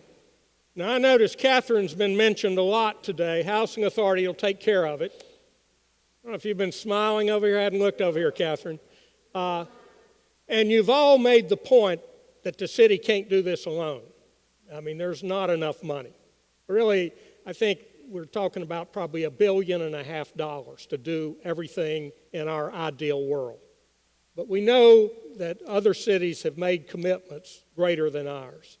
So I really want to ask, from your position as mayor, what specific and dedicated sources of revenue would you support? And do you have any creative ideas for new sources of funding? We're going to start with you, Vincent. And John, just be calm. You're next.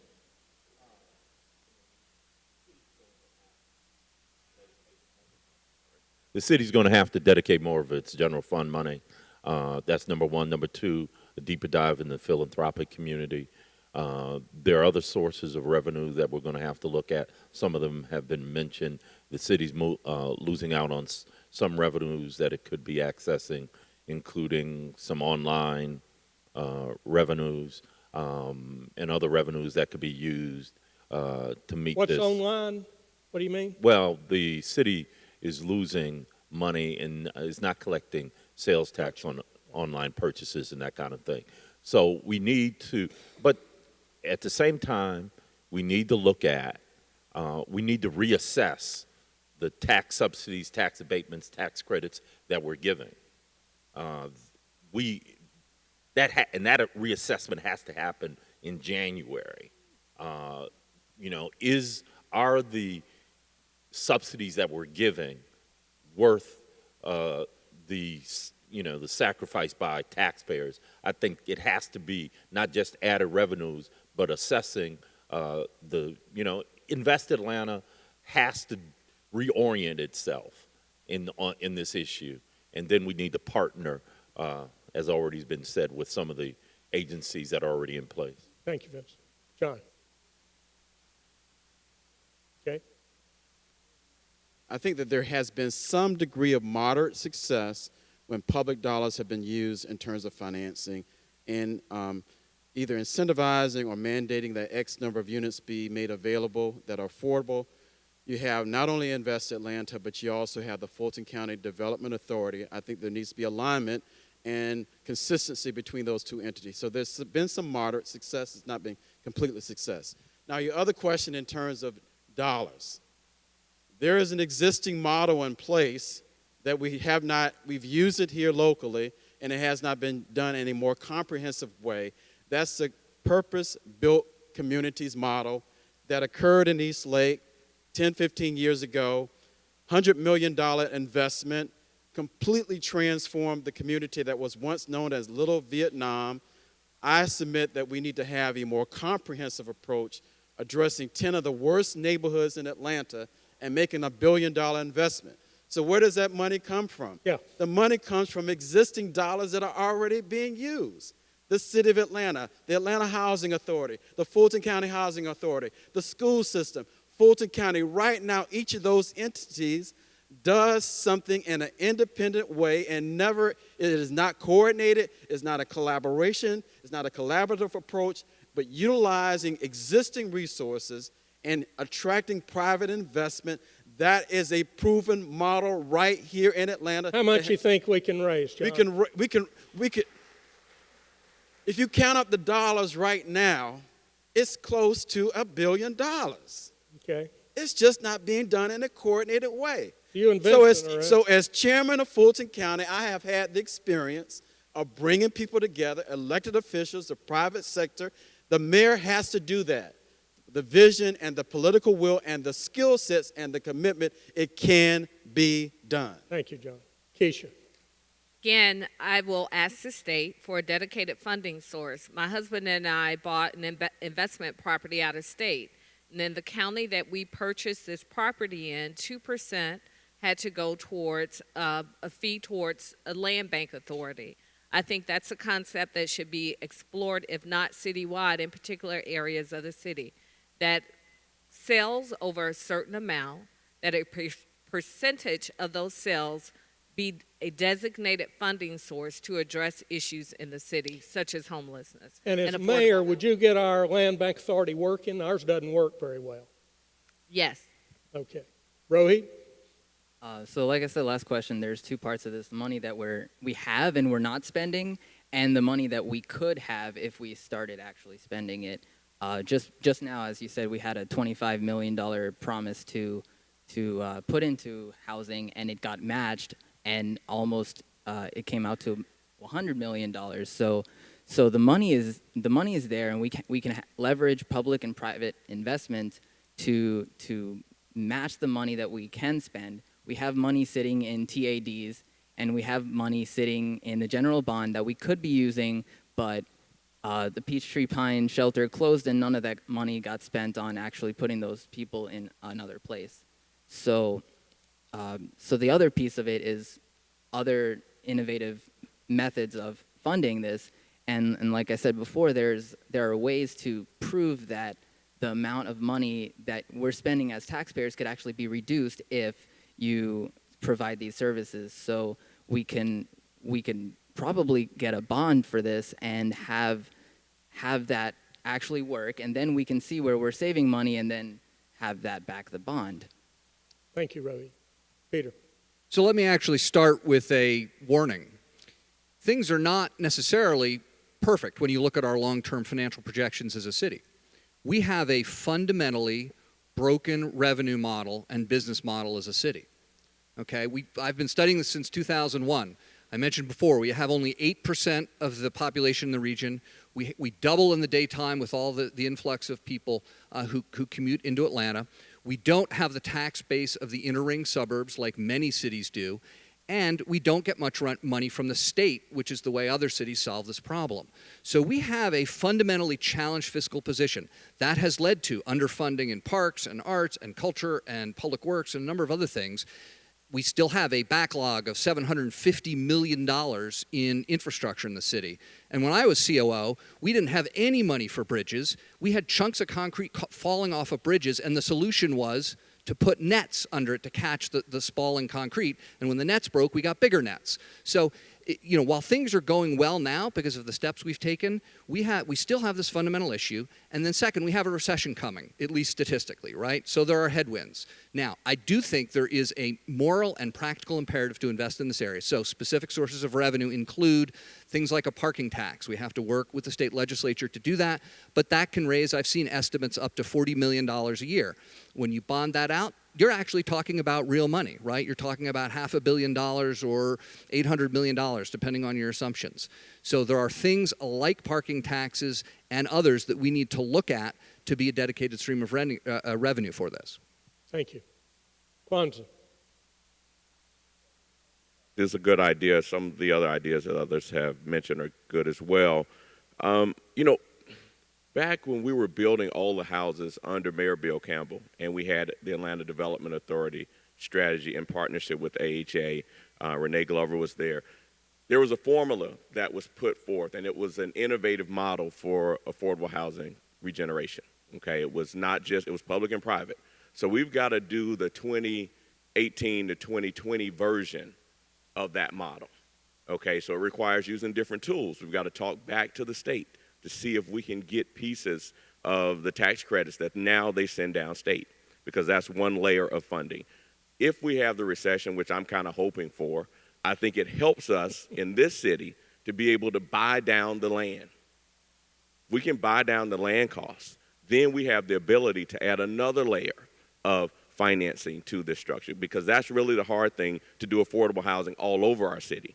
You've got to be able to have the land. And if the city or one of our entities is able to roll it into the deal, now that makes a deal very affordable and able to offer more affordable units. And then, of course, our other types of layers that we usually use in the city, incentives, and looking even at density bonuses, which we've talked about. I just introduced a piece of legislation yesterday around density bonuses. I mean, we've been doing some of these things, and it's not a silver bullet, and it's not as easy as it looks. But if we take all of these packages and then we shop them to the global funds who want to see affordability, they've heard our story, I think we can get a private partner who'll bring in the tune of $300 to $500 million to help us do billion-dollar type deals. Okay, and just to be sure that you're quoted correctly, you want to go back to Bill Campbell's model and you're looking for a recession? Yeah, yes, I am. Yeah. All right. Caesar? Well, first of all, I think there are three ways we can do this. I know Senator Fort mentioned the general fund, and I believe that is a viable approach, but it's not a reliable approach. Many years ago, when I was chair of the Community Development Committee, I formed a parks task force And one of the key things that came out of recommendations that came out of that task force was increasing funding for our parks. We were able to do that to the tune of $2 million for 2 years, and then the recession hit. So I don't think having an annual allocation or being dependent upon an annual allocation from the general fund, I think is a reliable way of creating a long-term affordable housing strategy in our city. But I believe to the extent that we are not going to be in a significant financial crunch to do this, and we have to run the numbers. We could possibly use, number one, social impact bonds. That's the way you actually issue a bond that allows for you to have revenue to achieve certain social purposes alongside certain commercial purposes. The social purpose obviously would be affordable housing. And I mentioned a couple of other things as well. Number one, earlier, I mentioned the fact that we should look at our sales tax levels. We have 3, maybe 4 cents right now. Several years ago, when these taxes were put in place, we didn't have the ability to carve them up into fractional taxes. We can do that now, and I believe we should take one of the pennies we have and carve it up and use a portion of that penny to be a dedicated source for affordable housing. Second thing, I really do believe we can go to the state and ask for a portion of our intangible taxes that we pay for real estate transactions, as well as transfer tax for real estate sales, to make sure that we can use those funds for an affordable housing trust fund. And the last thing, and forgive me, Father, for I have sinned, if we actually use or actually have casino gambling in this city, in this state, the only way I'm going to support it is we're able to take some of the funding that comes from that and help create an affordable housing fund. How much funding? I would say not less than $25 million a year to the city of Atlanta, but it should be a fund that can support the entire state in places where these casinos are. Not less than $25 million. Mary. I'd like to have a dedicated fund coming out of the MARTA tax, which will be a match. Metro Atlanta Housing Connected Transit Connected Housing. I think that will make a tremendous difference in giving us a dedicated source. I also want to mention one other thing that I have been talking about during my campaign, which is employer-assisted workforce housing.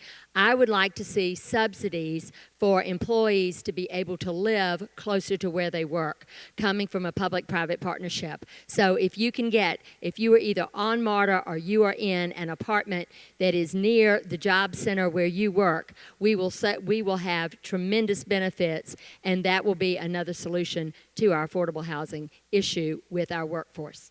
Thank you, Mary. Yeah, so dedicated funding sources for affordable housing. Is that right, Bill? That's it. Okay. One, I would support, as I mentioned, the LTF in my survey. I would support the LTF if it's proven to be a legal use of the transportation tax. I would certainly support the LTF. That's one source. You know, when the city had the building and permits in an enterprise fund, it generated almost a $60 million surplus. And so that money is now back into the general fund, and I think that money can certainly be used as an opportunity to provide affordable housing. The Atlanta Housing Authority, through Choice Neighborhoods, took $30 million and leveraged almost $400 million in commitment. I think we can use, even though we've heard today that, HUD's going to lose almost $6 billion or cut its budget by $6 billion. We've got to work with the continuum of care. We've got to work with the Atlanta Housing Authority. We've got to make sure that we're able to leverage any dollars that are available. And respectfully, I've been talking about social impact bonds since we've been doing these forums for about a year, and I was talking about them before then at the Workforce Development Agency. But I certainly think social impact bonds are an innovative way to get public-private partnerships. How much you think we can raise there, Michael? I think somewhere between, depending on what the savings can be at the city level, I think somewhere between $250 to maybe $500 million. $250 million to $500 million. Okay. If we get the right investments. And one of the things that I'm going to be announcing later this week is as I roll out my plan for infrastructure, is the creation of an infrastructure bank that will include a broader coalition of what infrastructure means, and that will include affordable housing. Thank you. Kathy. Sometimes it's tough to bat cleanup, but sometimes it's easy too. Everybody has said pieces of the puzzle, and I think what we have to think about is, how are we going to fight for ATL? That's why I'm running in this race. Affordability, transportation, and livability, and all those things have to come together simultaneously. It's not one thing or the other. If we don't have schools that don't work, then communities aren't going to work. We're not going to have the tax digest. It's all sort of circular. So we have to do all those things, and then we have to look at our budget, as John said. We've got a reserve budget that keeps getting bigger and bigger, even though our ordinance says our reserve should only be 50 to 20% of our general fund. Well, we're about $50 million sitting in a bank that we could be spending on one-time expenditures that could help spread the budget around, right? I'm pretty conservative financially, but when I see money sitting around when there's immediate need, I have cause for concern about why that's a good policy decision. Parking taxes for commercial parking is the obvious one because businesses can pay for it, out-of-town visitors in particular, but our citizens aren't going to like it very much because the cost of parking is already expensive and we're not used to that. But it's the one thing I think we can get through the General Assembly, and as somebody said, it's probably 30 to 40 million, and we ought to think about that one in particular. But I think that it has to be, how do we make all this work? There's no one neighborhood that needs affordable housing. Buckhead needs affordable housing as much as any other neighborhood does. And so the equation is, how much housing do we need? What kind of housing do we need in a neighborhood? How do we build it? How do we pay for it? And then the last thing is I think our tax digest is completely a mess. As I mentioned earlier, we have investors that are sitting on large parcels and paying virtually nothing. We've just got to roll our sleeves up and sit down and look and say who's paying what, what's fair, and how do we make sure that we are really collecting the revenue we need to collect without continuing to tax people who are already here to death to fund the regional transportation system, to fund the water sewer system that really ultimately many of the other jurisdictions rely on, and all the other things that this small 500,000 people, many of whom are financially strapped, end up paying for. So we've got a big equation to solve. And I would say, Caesar, you said it very well. We're in one room now, but there's many other rooms. So as the leader, you've got to find win-wins. You've got to find ways to leverage that money. Michael, you referenced the Living Transit Fund, $125 million to try to build some affordability in around MARTA. Who supports that by a raise of hands? Yeah, if it's legal. If it's legal. Well, I'm not asking you to do anything illegal. So maybe that still has to be decided. Maybe why you didn't, Keisha, you did not sign up for that. It was a legal issue for you. Again, it's going to take strong leadership. It's going to take creating win-wins, leveraging money, layering it. But it really comes back to who's willing to spend their political capital to create the city that we want to live in. So I've just got a few more things to finish up. I want to ask, there's 5 of you that are city council members or have been city council members. I'd like to just take that occasion to ask the 5 of you, what has been your greatest success in this area? What have you done while you have been in a leadership position? None of you as mayor, but all of you as city council, 2 of you as the president. What's your greatest accomplishment there? Yes, shepherding the revitalization of the heart of the city over the last 15 years, downtown, midtown, Old Fourth Ward, Emmett Park, Ponce Highland, at one point Castleberry Hill, Home Park, and Atlantic Station. And what part did you play, Keisha? We implemented, tons of programs and initiatives that really were pilots that the rest of the city has adopted. But in particular, the most specific one would be the Year Boulevard. It's the area with the greatest concentration of poverty in the Southeast United States. Average income is $3,000 a year. Several hundred families, 3,000 people. You know the place, you know what's going on. But instead of trying to just look at a usual push people out type of strategy, we talked to the developers and we began to regenerate in place. We brought back 87 new senior units. We have another 200, almost 300 underway, all at affordable price points. Plus, we've gotten the private sector, private investors to also buy property So in you the feel like corridor. that's a model that you can use? Yes, we can move take this that forward. around the city because we empower families and children to own their own future. Okay. Well, Caesar. first of all, as a council member and as council president, it's really been about creating strong policy, utilizing the tool we have in Invest Atlanta and other aspects of city government to create tax incentive districts and other economic development initiatives that require affordable housing, and we can do more. But my story around affordable housing is not just being a council member and council president. In my work as a lawyer, I've worked very hard to make sure that we're producing affordable housing and have produced affordable housing in every community in this city where affordable housing has been needed. I've structured transactions to make sure that that happens. And then thirdly, being available as a community person, as a community leader, being engaged with community development corporations who have the sole purpose and agenda of creating affordable housing for communities. When I'm mayor, we're going to do that and even more. So your point is that you have been a person to connect the sectors, the programs? Yes, we've got policy as an elected official. Structuring transactions and making sure we actually deliver units is something I've done as a part of a team as a lawyer. And then thirdly, standing in the gap with organizations that have as their sole purpose generating and creating affordable housing, being there and being a part of the strategy that gets pushed forward to actually deliver those housing units. Mary. I was involved in the passage of House Bill 434. You asked if we'd gone over to the state and been and lobbied successfully.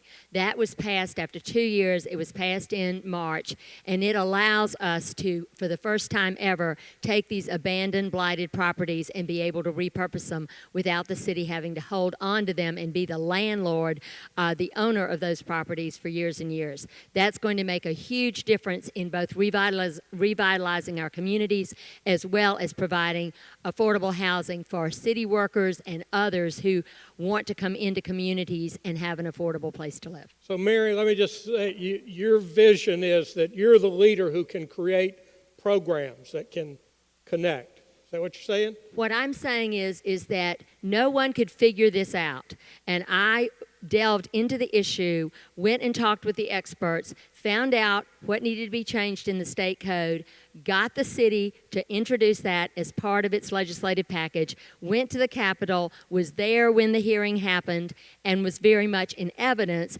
lobbying behind the scenes to make sure that we got that. That's what I did. Kathy. Without a doubt, the Atlanta Beltline. For all of the warts that we're uncovering right this minute in terms of affordability and gentrification, I still believe that growing density around a permanent transportation infrastructure is how this city must grow. It allows us to increase our density, to be able to provide housing close to transit, walking ability to get to transit and reshape how we live in a way that no other project does. It is shovel ready for transportation and as cost effective as we can possibly be. I think the challenge for us is to understand the catalyst it can be and not exploit it for the money that can be made. We definitely want to make money and have people, enjoy the fruits of their labors, but it's also a project that's about how do you build permanent infrastructure? How do you build transportation linked to housing? This is the one project that will affect the city, if we do it right, in a way that will change our lives for the better, I think, for decades to come. So your point, Kathy, if I'm understanding, is you're connecting the dots. If we do a better job on infrastructure and transportation, that's going to help in the affordable housing area? I believe so. Keisha. My biggest success has been having a seat at the table and using my voice to speak for those who don't have the opportunity to do so for themselves. And I'll give 3 examples. Invest in Southwest Economic Development Initiative in Southwest Atlanta that's brought new restaurants and businesses to the area. Also, the expansion of light rail eventually into Southwest Atlanta to Barge Road. This will connect an entire workforce community to the heart of the city. And thirdly, as Executive Director of the Recreation Authority, while that was a big job in selling Turner Field, what I was most proud of was using my voice when we were making a grant to Zoo Atlanta, making a condition of that grant that scholarships be provided for children across the city to attend zoo camp. That may seem like a very small thing, but zoo camp is $300 a week. And what we saw is that we had almost 50 children across this city who otherwise would not go into the zoo, spend an entire week at the zoo from Thomasville, Adamsville. And one of the most heartwarming and precious things that I heard at the end of that week was a man came to zoo camp in his uniform. He took off work, and said that his 7 and 11-year-old sons had never been to day camp. And had we not provided that scholarship, they would have not had the opportunity to go to camp that summer. And so that's what I'm most proud of, and that's what I consider a success. Thank you. So I've got one more question, and then we're going to give you a chance to wrap up. And it really comes out of, again, I want to encourage people to go to the surveys. There's a lot more information there. But several of you have been more specific about this, but I want to ask all of you. As mayor, you can't be the expert on everything. Maybe you can't be an expert on anything except leadership and how you get people to follow. I would like to know from you, who do you surround yourself with? What is the structure that you're going to create so that you have a go-to person who's going to get up every day and work on affordable housing? Question clear? All right, hold on. I don't know. Repeat that again. Not in any order. Repeat it one more time. Repeat that. The question part. Well, the question really is, you can't be an expert on everything. And housing would be one of those that's the hardest thing to figure out. Very complex, very hard. Takes a lot of political capital to get it done. I'd like to know, what is your structure? Who are you going to surround yourself with? You can even name names if you want to. But I'd be very interested in what your administration looks like, besides you who are committed. You're all committed to it, but somebody's got to get up and do the work every day. We're going to start with you, Peter. So back to my point about partnerships, you have to look both internally and externally. Internally within City Hall, we need to have more talent and accountability around affordable housing and around housing in general. And frankly, I would extend that to issues of equity and education. So there's a series of new positions, not a lot, but cabinet level positions I would create, one around housing, one around youth development and education, just to name a couple, that would provide the expertise and the point of focus, because it's not just about expertise. To your point, it's having somebody wake up every day knowing that they have a series of concrete objectives, targets, things they'll be measured against, both by the mayor and the community, to get done in these very important areas. Externally, look, we don't have a consolidated community in Atlanta around this issue. We do not have the nonprofit and corporate and development sectors all pulling in the same direction in this. We just don't. We're not there yet.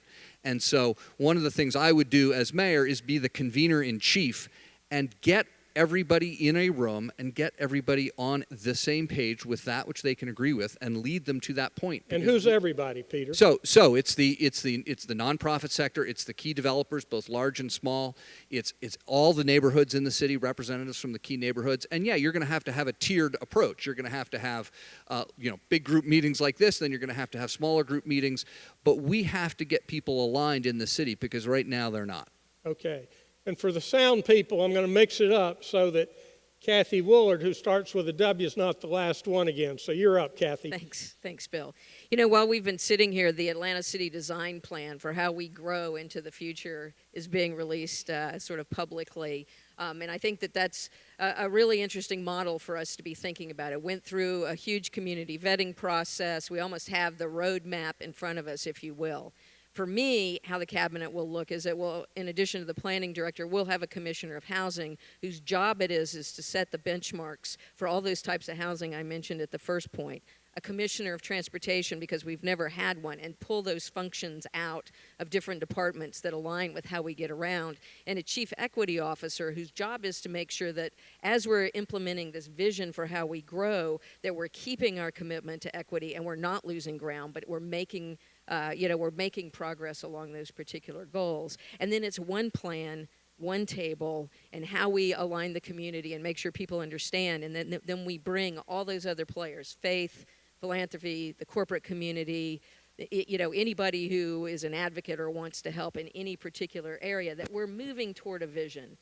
That running the city of Atlanta is not a series of transactions. It is about building something we all know we need. And my job as mayor is to block and tackle, be an advocate, and find funding to leverage in to how we get this done as quickly as we possibly can. Thank you. Rohit? So there's a problem in the city organization that we're understaffed and underfunded. And so my vision for the city is that I would restructure the way the city is organized at every level, including where there are new cabinet members to like Peter said, to specific issues of housing and equity, and also to have more committees of people that work together but don't typically collaborate. And so in this new environment, there would be people from all the parts of this issue. It's a really complex issue where the belt line is a really important part of it because it's supposed to be responsible for the housing, but it's not. But then we have some developers like Quest who have shown interest in building affordable housing in upcoming areas. And then there's obviously the people like nonprofits like Habitat for Humanity and Partners for Home that can leverage their community organizing experience to get people to build these houses quicker and cheaper. And then there are other developers that should sit at the table and also Invest Atlanta and the Housing Authority because like I said, there's going to be a lot more building on behalf of the Housing Authority all over the city. Thank you. Michael. Well, the city recently brought on a chief equity officer last year. I would maintain that position and make sure that we have somebody whose sole focus is to wake up every day and look at equity and inclusion. That includes affordable housing, that includes income immobility, that includes income inequality in the city. I would also have somebody designated in the planning department. We've got a chief bicycle officer. We certainly can have someone who is a chief affordable housing officer, someone whose job it is as a part of planning throughout the city, as a part of the city design plan, is to make sure that we've got an affordable housing plan in everything that we do. And that includes making sure that we're connected through the Atlanta Beltline. That includes making sure we're connected through our private development. That includes ensuring that when the city passes the inclusionary zoning ordinance under my administration, that folks are being held accountable for maintaining those affordable housing units. And that includes making sure that we can help find the necessary funds for revitalization. Who's going to do that, Michael? I'm not going to name a name because I don't want somebody to become a political target. But there are people who I have in mind who have worked in this space for a very long time, people who may not even know that I'm thinking about them, but people who have worked in this space for a very long time. But I don't want somebody to get a political target on their back because I named them. Fair enough. Keisha. I smiled when you asked the question because it made me think of a mug my husband drinks out of every day that says, "I don't need Google. My wife knows everything." So despite what my husband thinks, I know that I don't know everything. But the city has convened a number of commissions and task force in the past, including a cyclorama task force to determine where we would move the cyclorama, an efficiency commission to address issues of efficiency. And I think that a task force charged with addressing affordable housing would also be in order, with the best and the brightest, including our leader of the Housing Authority, Invest Atlanta, but also more importantly from our planning department, but representatives of the communities that are facing this issue, whether it be seniors or whether it be members of our homeless population, and also our stakeholders in our community and nonprofit partners. Mary?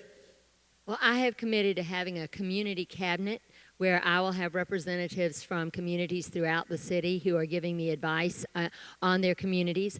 I will also have advisory councils where there are people who are the subject matter experts. And I will make sure that our housing commissioner is part of the Regional Housing Forum. I've attended on many occasions, and there's not a city representative. You are engaged in this every single day. You need to be working extremely closely with your city government so that we know what you're doing and you know what we're doing. Thank you. John? So 2 big things. First of all, you and I did Leadership Atlanta. I love you, commend you for all you've done, but there have been a series of questions that you've asked the city council people that you did not ask the others. So That's correct. I just want you to be, I think that was unfair. Okay. But number 2, more importantly, I want you to hear me loud and clear. Fulton County was once known as a poster child of dysfunctionality, divisiveness, bickering. We're not a perfect government, but we have come a mighty long way. It's because of the leadership that was provided under my watch in terms of the commissioners in a bipartisan way working together and bringing in, I brought in a top-notch corporate exec who was proven and did a great job in the public in the private sector. He brought in a top-notch team. The city of Atlanta right now is corrupt. City Hall is corrupt. We need to clean house. And going back to Fulton County under my watch last month, we received the top award among 3,200 counties in the country for transparency, accountability, and doing the right thing. It's because tone has been set at the top. As mayor, I will clean shop. I'll bring in a whole new set of players who've been proven and have done the job, whether it's in the public sector or the private sector. We need to change things in City Hall if you're going to get a different result in this city. Thank you, John. Caesar. Yeah, I just want to make sure I understand what the question is. I'm really asking the question about how you'll structure. I'm being okay? funny. I know what the question is. Day one, I'm going to make you a political target. Good. Day one as mayor, I'm going to form an affordable housing task force, and you're going to chair it. But the task force is not going to be about researching and coming up with all the ideas. You all have been working on these ideas forever. This task force is going to be charged with doing two things: moving quickly and coming up with a specific set of recommendations, actionable recommendations within the first 100 days of my term on how we can implement affordable housing, not just for next year, but for a generation to come. Number two, the beauty and the difference of this task force is that it's going to make sure that you have available to you and this task force everyone in city government, everyone around city government, to be your technical assistance in making sure that we bring forth very strong recommendations that we can act on day one. And that's the Atlanta Housing Authority. That's the Land Bank Authority, whose executive director is here right now. That's folks at DCA who can help us out as well in terms of addressing this issue in a collaborative fashion, in a holistic fashion.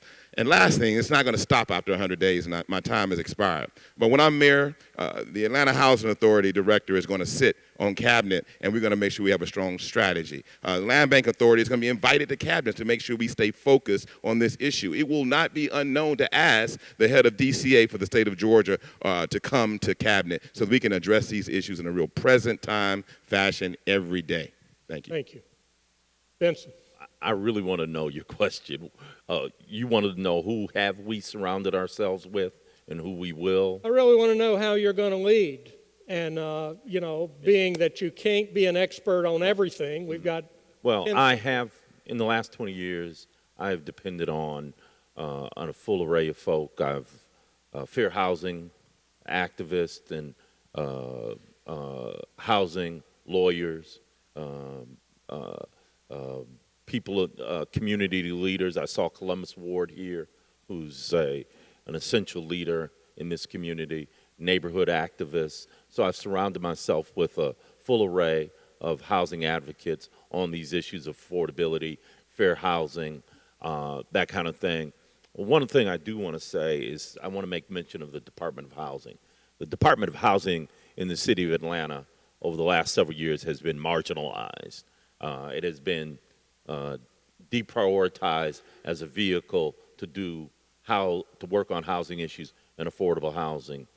When I'm mayor, the Department of Housing is going to be revitalized. It's going to get back some of its responsibilities that have gone to other places. That's absolutely critical. I will tell you, there was a lawsuit several years ago by a fair housing organization, sued the big banks, got a settlement, millions of dollars for affordable housing. DeKalb County used those affordable housing dollars. Guess what happened at the city of Atlanta? They couldn't get a call back, and the bank asked for their money back. So leadership means having the will. This was found money at the doorstep. And since this is the first time I've gone over my time, I'm going to persist. There are other people who have been more liberal with their time. But I just think it's important that people know that when there are opportunities, they have to be taken advantage of. A Department of Housing whose mission is to do that will be very important in my administration. Thank you. hadn't spoken. Did you start? I haven't. You're up. Well, I like to get things done, and I don't really have a lot of time for talking, so I've always surrounded myself with really smart people like Dr. Jay Tribby, and he's a member of this church, and others who are thought leaders. Many of you are in this room. I've called and asked for your support, your advice, your counsel on how we could do innovative things in Council District 2. I do the same thing as mayor. First and foremost, when I think about people who have actually done affordable housing, I would call on them Tamanika Youngblood.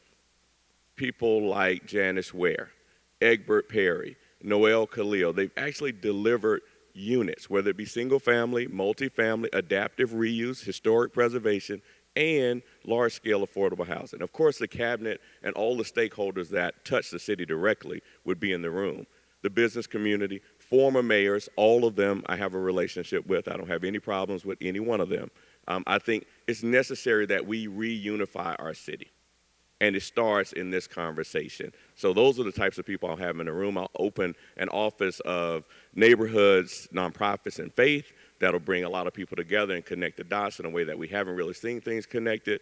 And, just thinking about the people in this room, you've cared, you've been passionate, you've come down, you've spoken to us over the years, but you really haven't seen the action that our city deserves. But a lot of times we also throw a lot of good money after bad when we try to do good, but it gets kind of messed up with some kind of other strategies or the forces of compromise in our city, because oftentimes the big business groups that are not in this room right now, they can manipulate the process and are able to stop us from actually doing the good and the goodwill that our city deserves. Thank you.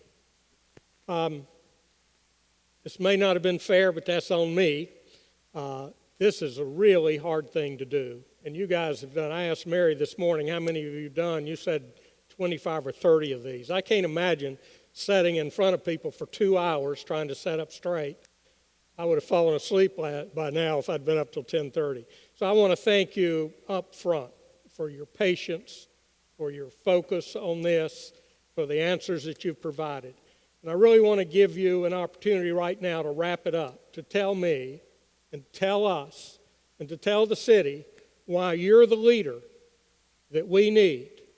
I just want to go back. I picked up a quote last night by former Mayor Shirley Franklin. And she said, "The most important legacy is earning and maintaining the public's trust, being a consensus builder and maintaining it." And I think you've all spoken to that in different ways today with your ideas. So I want to, for all of us, thank you and give you an opportunity to tell us why you're the mayor that we need for the city going forward. I'm going to change up the order for the sound people a little bit, since A's over here always started and W's ended. So I'm going to start with you, Rohit. Tell me why you're the mayor that we need. Well, first I want to start with that I have fresh ideas to shake up the city and actually start getting things done. I see that there are council members running for mayor, and there's a reputation in City Hall that there is it's untrustworthy and not taking action. But under my leadership, we would leverage the resources and the money that we have to actually start taking action. I would develop policy that has actionable items and get people together that, like I said, work together but don't actually convene to get ideas bouncing around and collaboration like we've never actually had before. So when I'm mayor, it'll be pretty much everything that we've developed ideas. Neighborhoods, they've gotten together. We've already expressed what we want and need, but these things actually have to start happening. We needed the funding, and we have that. We finally just need the political will to make these things happen. And so when I'm mayor, these things will happen. Thank you, Rohit. I want you to give Rohit a hand. And I just want to acknowledge that Rohit's the only millennial running. So for the millennials out here, take note. Step up. Rohit, stay with it. Maybe you'll be mayor one day. Keisha? Thank you. Atlanta is a tale of two cities, and I am the only candidate for mayor who has lived and worked in both those places. As an attorney, I argued before the Georgia Supreme Court, challenging one of the most well-known domestic attorneys in the state. And I won that case, changing the way child support payments can be made to women across the state. So I have the intelligence, I have the fortitude, I have the wisdom to be mayor. As a city council member, I have fought fearlessly for Southwest Atlanta. I mentioned Invest in Southwest and other initiatives that have come to the area over the last 8 years. But also, as a child of a single mother, I watched my father go to prison when I was 8 years old. And while that was one of the most traumatic things that I've ever experienced in my life, I now know on the other side of it, it is the reason that I have a heart and compassion for the community, because I know what it is like to watch a mother struggle to keep the lights on, to keep the water on, and to keep food on the table. You have to have a mayor who understands this city, who can sit down in a boardroom in Buckhead in the very same way that you can sit at a table on Bankhead. I am the only candidate who has lived it, who knows it, and I don't live it in the abstract. I don't talk about it in the abstract, and I don't think about solutions in the abstract. That is the reason I am the best qualified person to be mayor of Atlanta. Thank you, Keisha. Please give her a hand. Thank you. John? Thank you, Bill. It's about leadership. Past results are the greatest indication of future success. I became chairman of Fulton County back in 2007, and when I inherited the helm of leadership, it was a divided county along racial, partisan, and geographical lines. The northern part of our county wanted to split off and be Milton County. But because of my collaborative style of leadership, my willingness to take a stand, my desire to find the common denominator, we brought our county together. We're now a unified county and cohesive as a result of my leadership. Delivered some great things during my 10 years. We saved Grady Hospital, which was going to close in 2008. We did the most sweeping criminal justice reform in the history of Fulton County and the state of Georgia under my watch. I established expungement summits that provided opportunities for people who had an arrest record to have housing as well as to keep their jobs. We delivered a $655 million transportation SPLOST. We also froze the property values or assessments of people throughout the county, 317,000 parcels. And lastly, as I mentioned earlier, did all of this in getting national recognition for accountability and transparency and ethics. And so I'm very proud about my leadership as chairman of Fulton County. The Atlanta that we know today is changing. It's changing right in front of our eyes. The rhetoric that you've heard tonight, this morning, does not necessarily match up to the reality. You need fresh ideas, a fresh perspective, and a fresh point of view in terms of being the mayor of the city of Atlanta. My friends, I submit to you that I have the experience, the leadership, the temperament, and the know-withal to make it happen as the mayor of the city of Atlanta. So thank you so much. Thank you, John. Please give him a hand. Vincent Ford. Over the last 20 years, while I was in the legislature, and 20 years before that, I have had a record on these issues. I worked with Roy Barnes in the early 2000s to pass the strongest anti-predatory lending law in the country. I'm very proud of that. Worked with the state to get funds in the city of Atlanta, home safe funds in the city of Atlanta to help homeowners that were underwater. I mean, that's the record.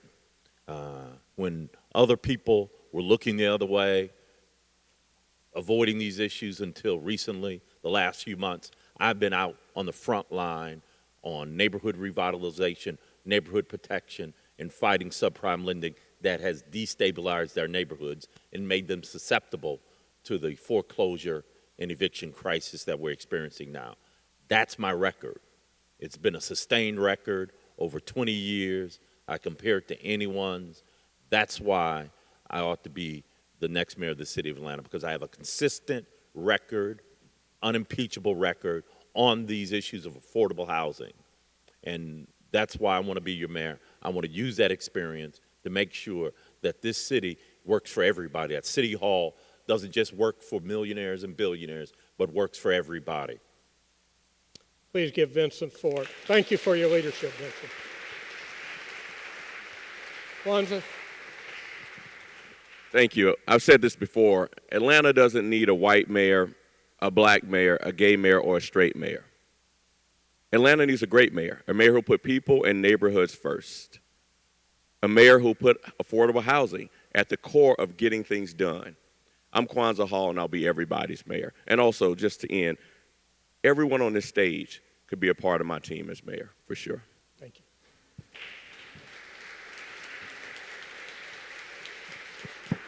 See, he can delegate too, Caesar. So I love that. Well, first of all, thank you all for being here and giving us an opportunity to share in a real conversation about the future of our city. I want to be your mayor, and I believe I can be a great mayor for this city because, number one, I love this city. This is a city that literally birthed me and raised me. I have parents who've been civil servants. My mother was a school teacher here in APS. My father was an Atlanta police officer, and although he passed away when I was very young, I learned from both of them the value of service. There's no one on the stage that has more invested in this city and her success and her people than I do. And I've demonstrated that every day, not just in elected office, but in my work before elected office. And while being in elected office, there's no one on this stage that understands this city in a 360-degree fashion and the way that I do. So my leadership will not have blind spots. I understand what it is to create policy. I understand what it is to lead organizations. I understand what it means to create solutions as a lawyer, and I understand what it means to be a small business owner and the struggles that come along with that. I understand what it means to live and serve on the community level. That level of understanding our city in a holistic fashion is the kind of mayor that I believe our city deserves, and that's the kind of mayor that I'm going to be. I'm going to bring leadership. I'm going to bring service. I'm going to bring experience. But most important, I'm going to bring passion and a love for her city, our city, her people, all of you. And we're going to move this city together, and we're not going to leave anyone behind. Thank you. Thank you, Caesar. Please give Caesar a hand.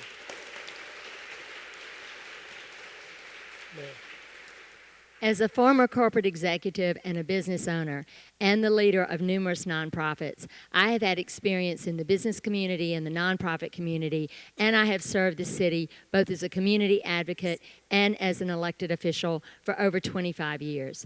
I bring a unique understanding of the city more than anyone else. I have been representing the city for many years citywide. I know every part of it.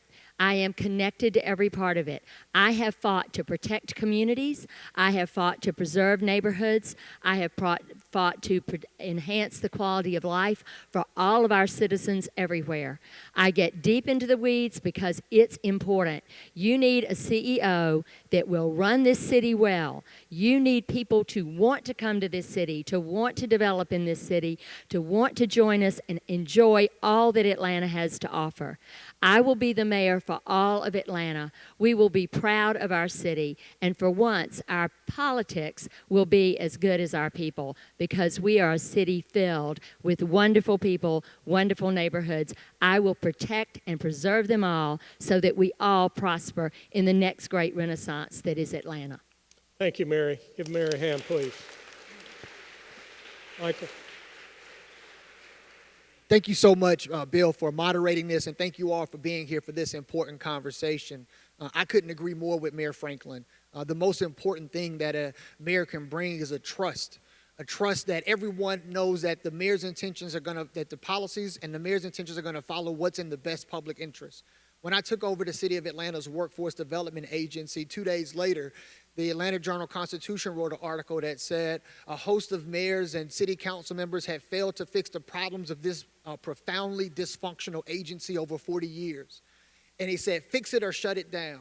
A year later, We had expanded services. We had a mobile career coach that went into the toughest neighborhoods in the city of Atlanta. We partnered to create multiple units of offices and had provided more jobs and opportunities in our first 9 months of 2015 than it happened in the previous 2 years at the Atlanta Workforce Development Agency.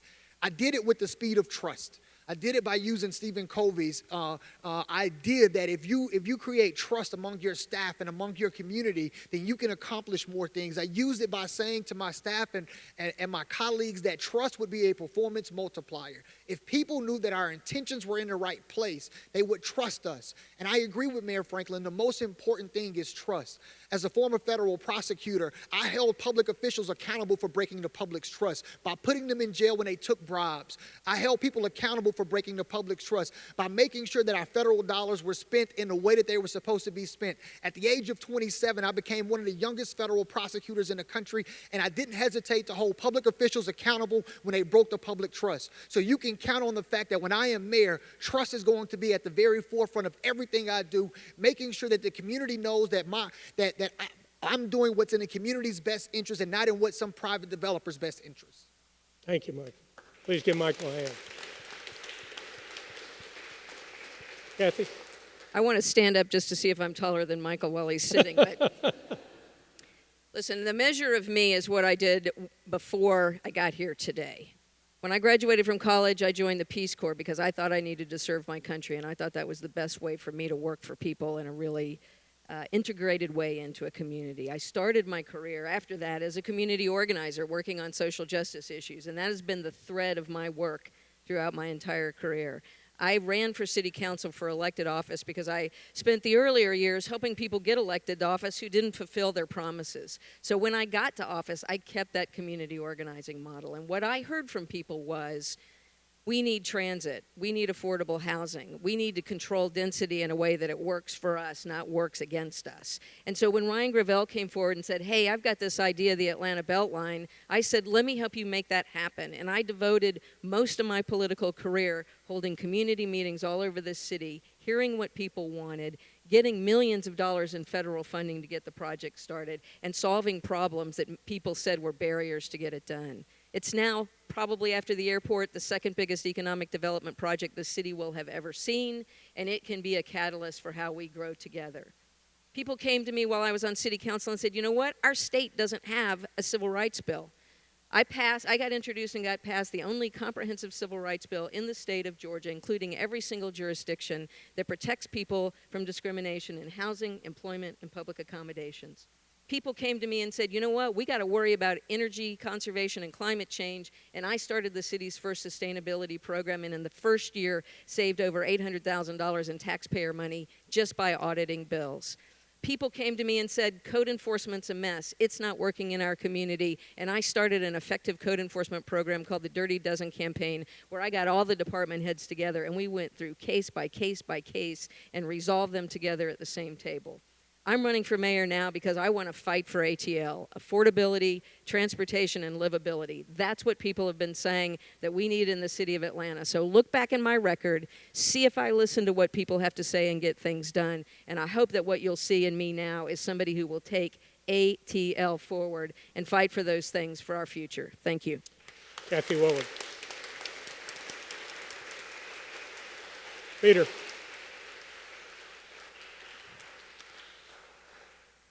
My name is Peter Amon. I want to earn your trust and your support. I have a unique combination of experience, ethics, and leadership. In terms of experience, I was the chief operating officer for several years of the city of Atlanta. I know what it means to manage the city, to hire and fire people, to manage a budget, to manage the city to performance standards. I worked with Mayor Franklin for years, leading pro bono consulting teams, helping the city of Atlanta from 2001 through much of Mayor Franklin's terms to help the city improve in specific and measurable ways. I have the experience of having worked with some of the largest and most complex organizations in the world in the private sector and helping them do everything from deploy capital to rate their people and hold them accountable to improve customer service. So I have the experience to do this job. In terms of ethics, I bring a long track record of focusing on ethics. At my firm, I spent 7 years rebuilding our global ethics program and running it across 40 countries. As Chief Operating Officer, I've held people accountable for ethics violations, and I had them terminated, not that I wanted to or enjoyed doing so, but they had to be held accountable for knowingly breaking the rules. In terms of leadership, I have brought together the private sector, the public sector, the nonprofit sector, and the communities and neighborhoods, whether it's helping found the Atlanta Police Foundation, helping found Partners for Home, or working on numerous other issues to advance Atlanta. I'm uniquely qualified across all of these areas to advance Atlanta, and we can do so together. Thank you very much. Thank you. Peter.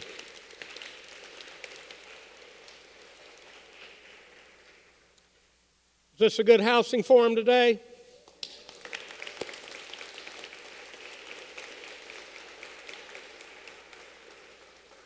I just want to say that we live in a time of great cynicism, of kind of disbelief. It does not encourage people to step up and serve in a public way, certainly in public office. You know, most people suspect anybody who says they want to be mayor or commissioner, council member, or school board member. So for the folks who are willing to step up and be that leader, I think we owe them a debt of gratitude. So I want to thank all of them. And what I want to say is, Kwanzaa, you maybe said it, Wes, everybody was going to be on your team. I hope one of you will be mayor on December, when's our next meeting? December the 6th. Runoff is December the 5th. So I want to encourage all of you to keep coming to the housing forum, and one of you is going to be mayor. If you just stop in that day, we would love to congratulate you for achieving that goal. I want you to consider everybody in the room on your team, because this is really hard politically, it's hard financially, it's hard to get everybody in the room and to get all the departments working in the same direction, and you're going to need a lot of help. So we're here, all of us, to help you. And each of you, I hope we can count on you to stay involved in your circle of influence, whatever that is. Only one of you is going to be mayor, but you're all leaders in this city. People often ask me how I'm doing, and my answer is, I'm overwhelmed with opportunity. And I think that's where we are as a city. We're overwhelmed with opportunity, and we're right on the cusp. And what we want and what we have a vision for is to create a city for all. That everybody's welcome, everybody can afford to be here, everybody finds a way to contribute to the community. So please thank these folks again, and thank you for coming today.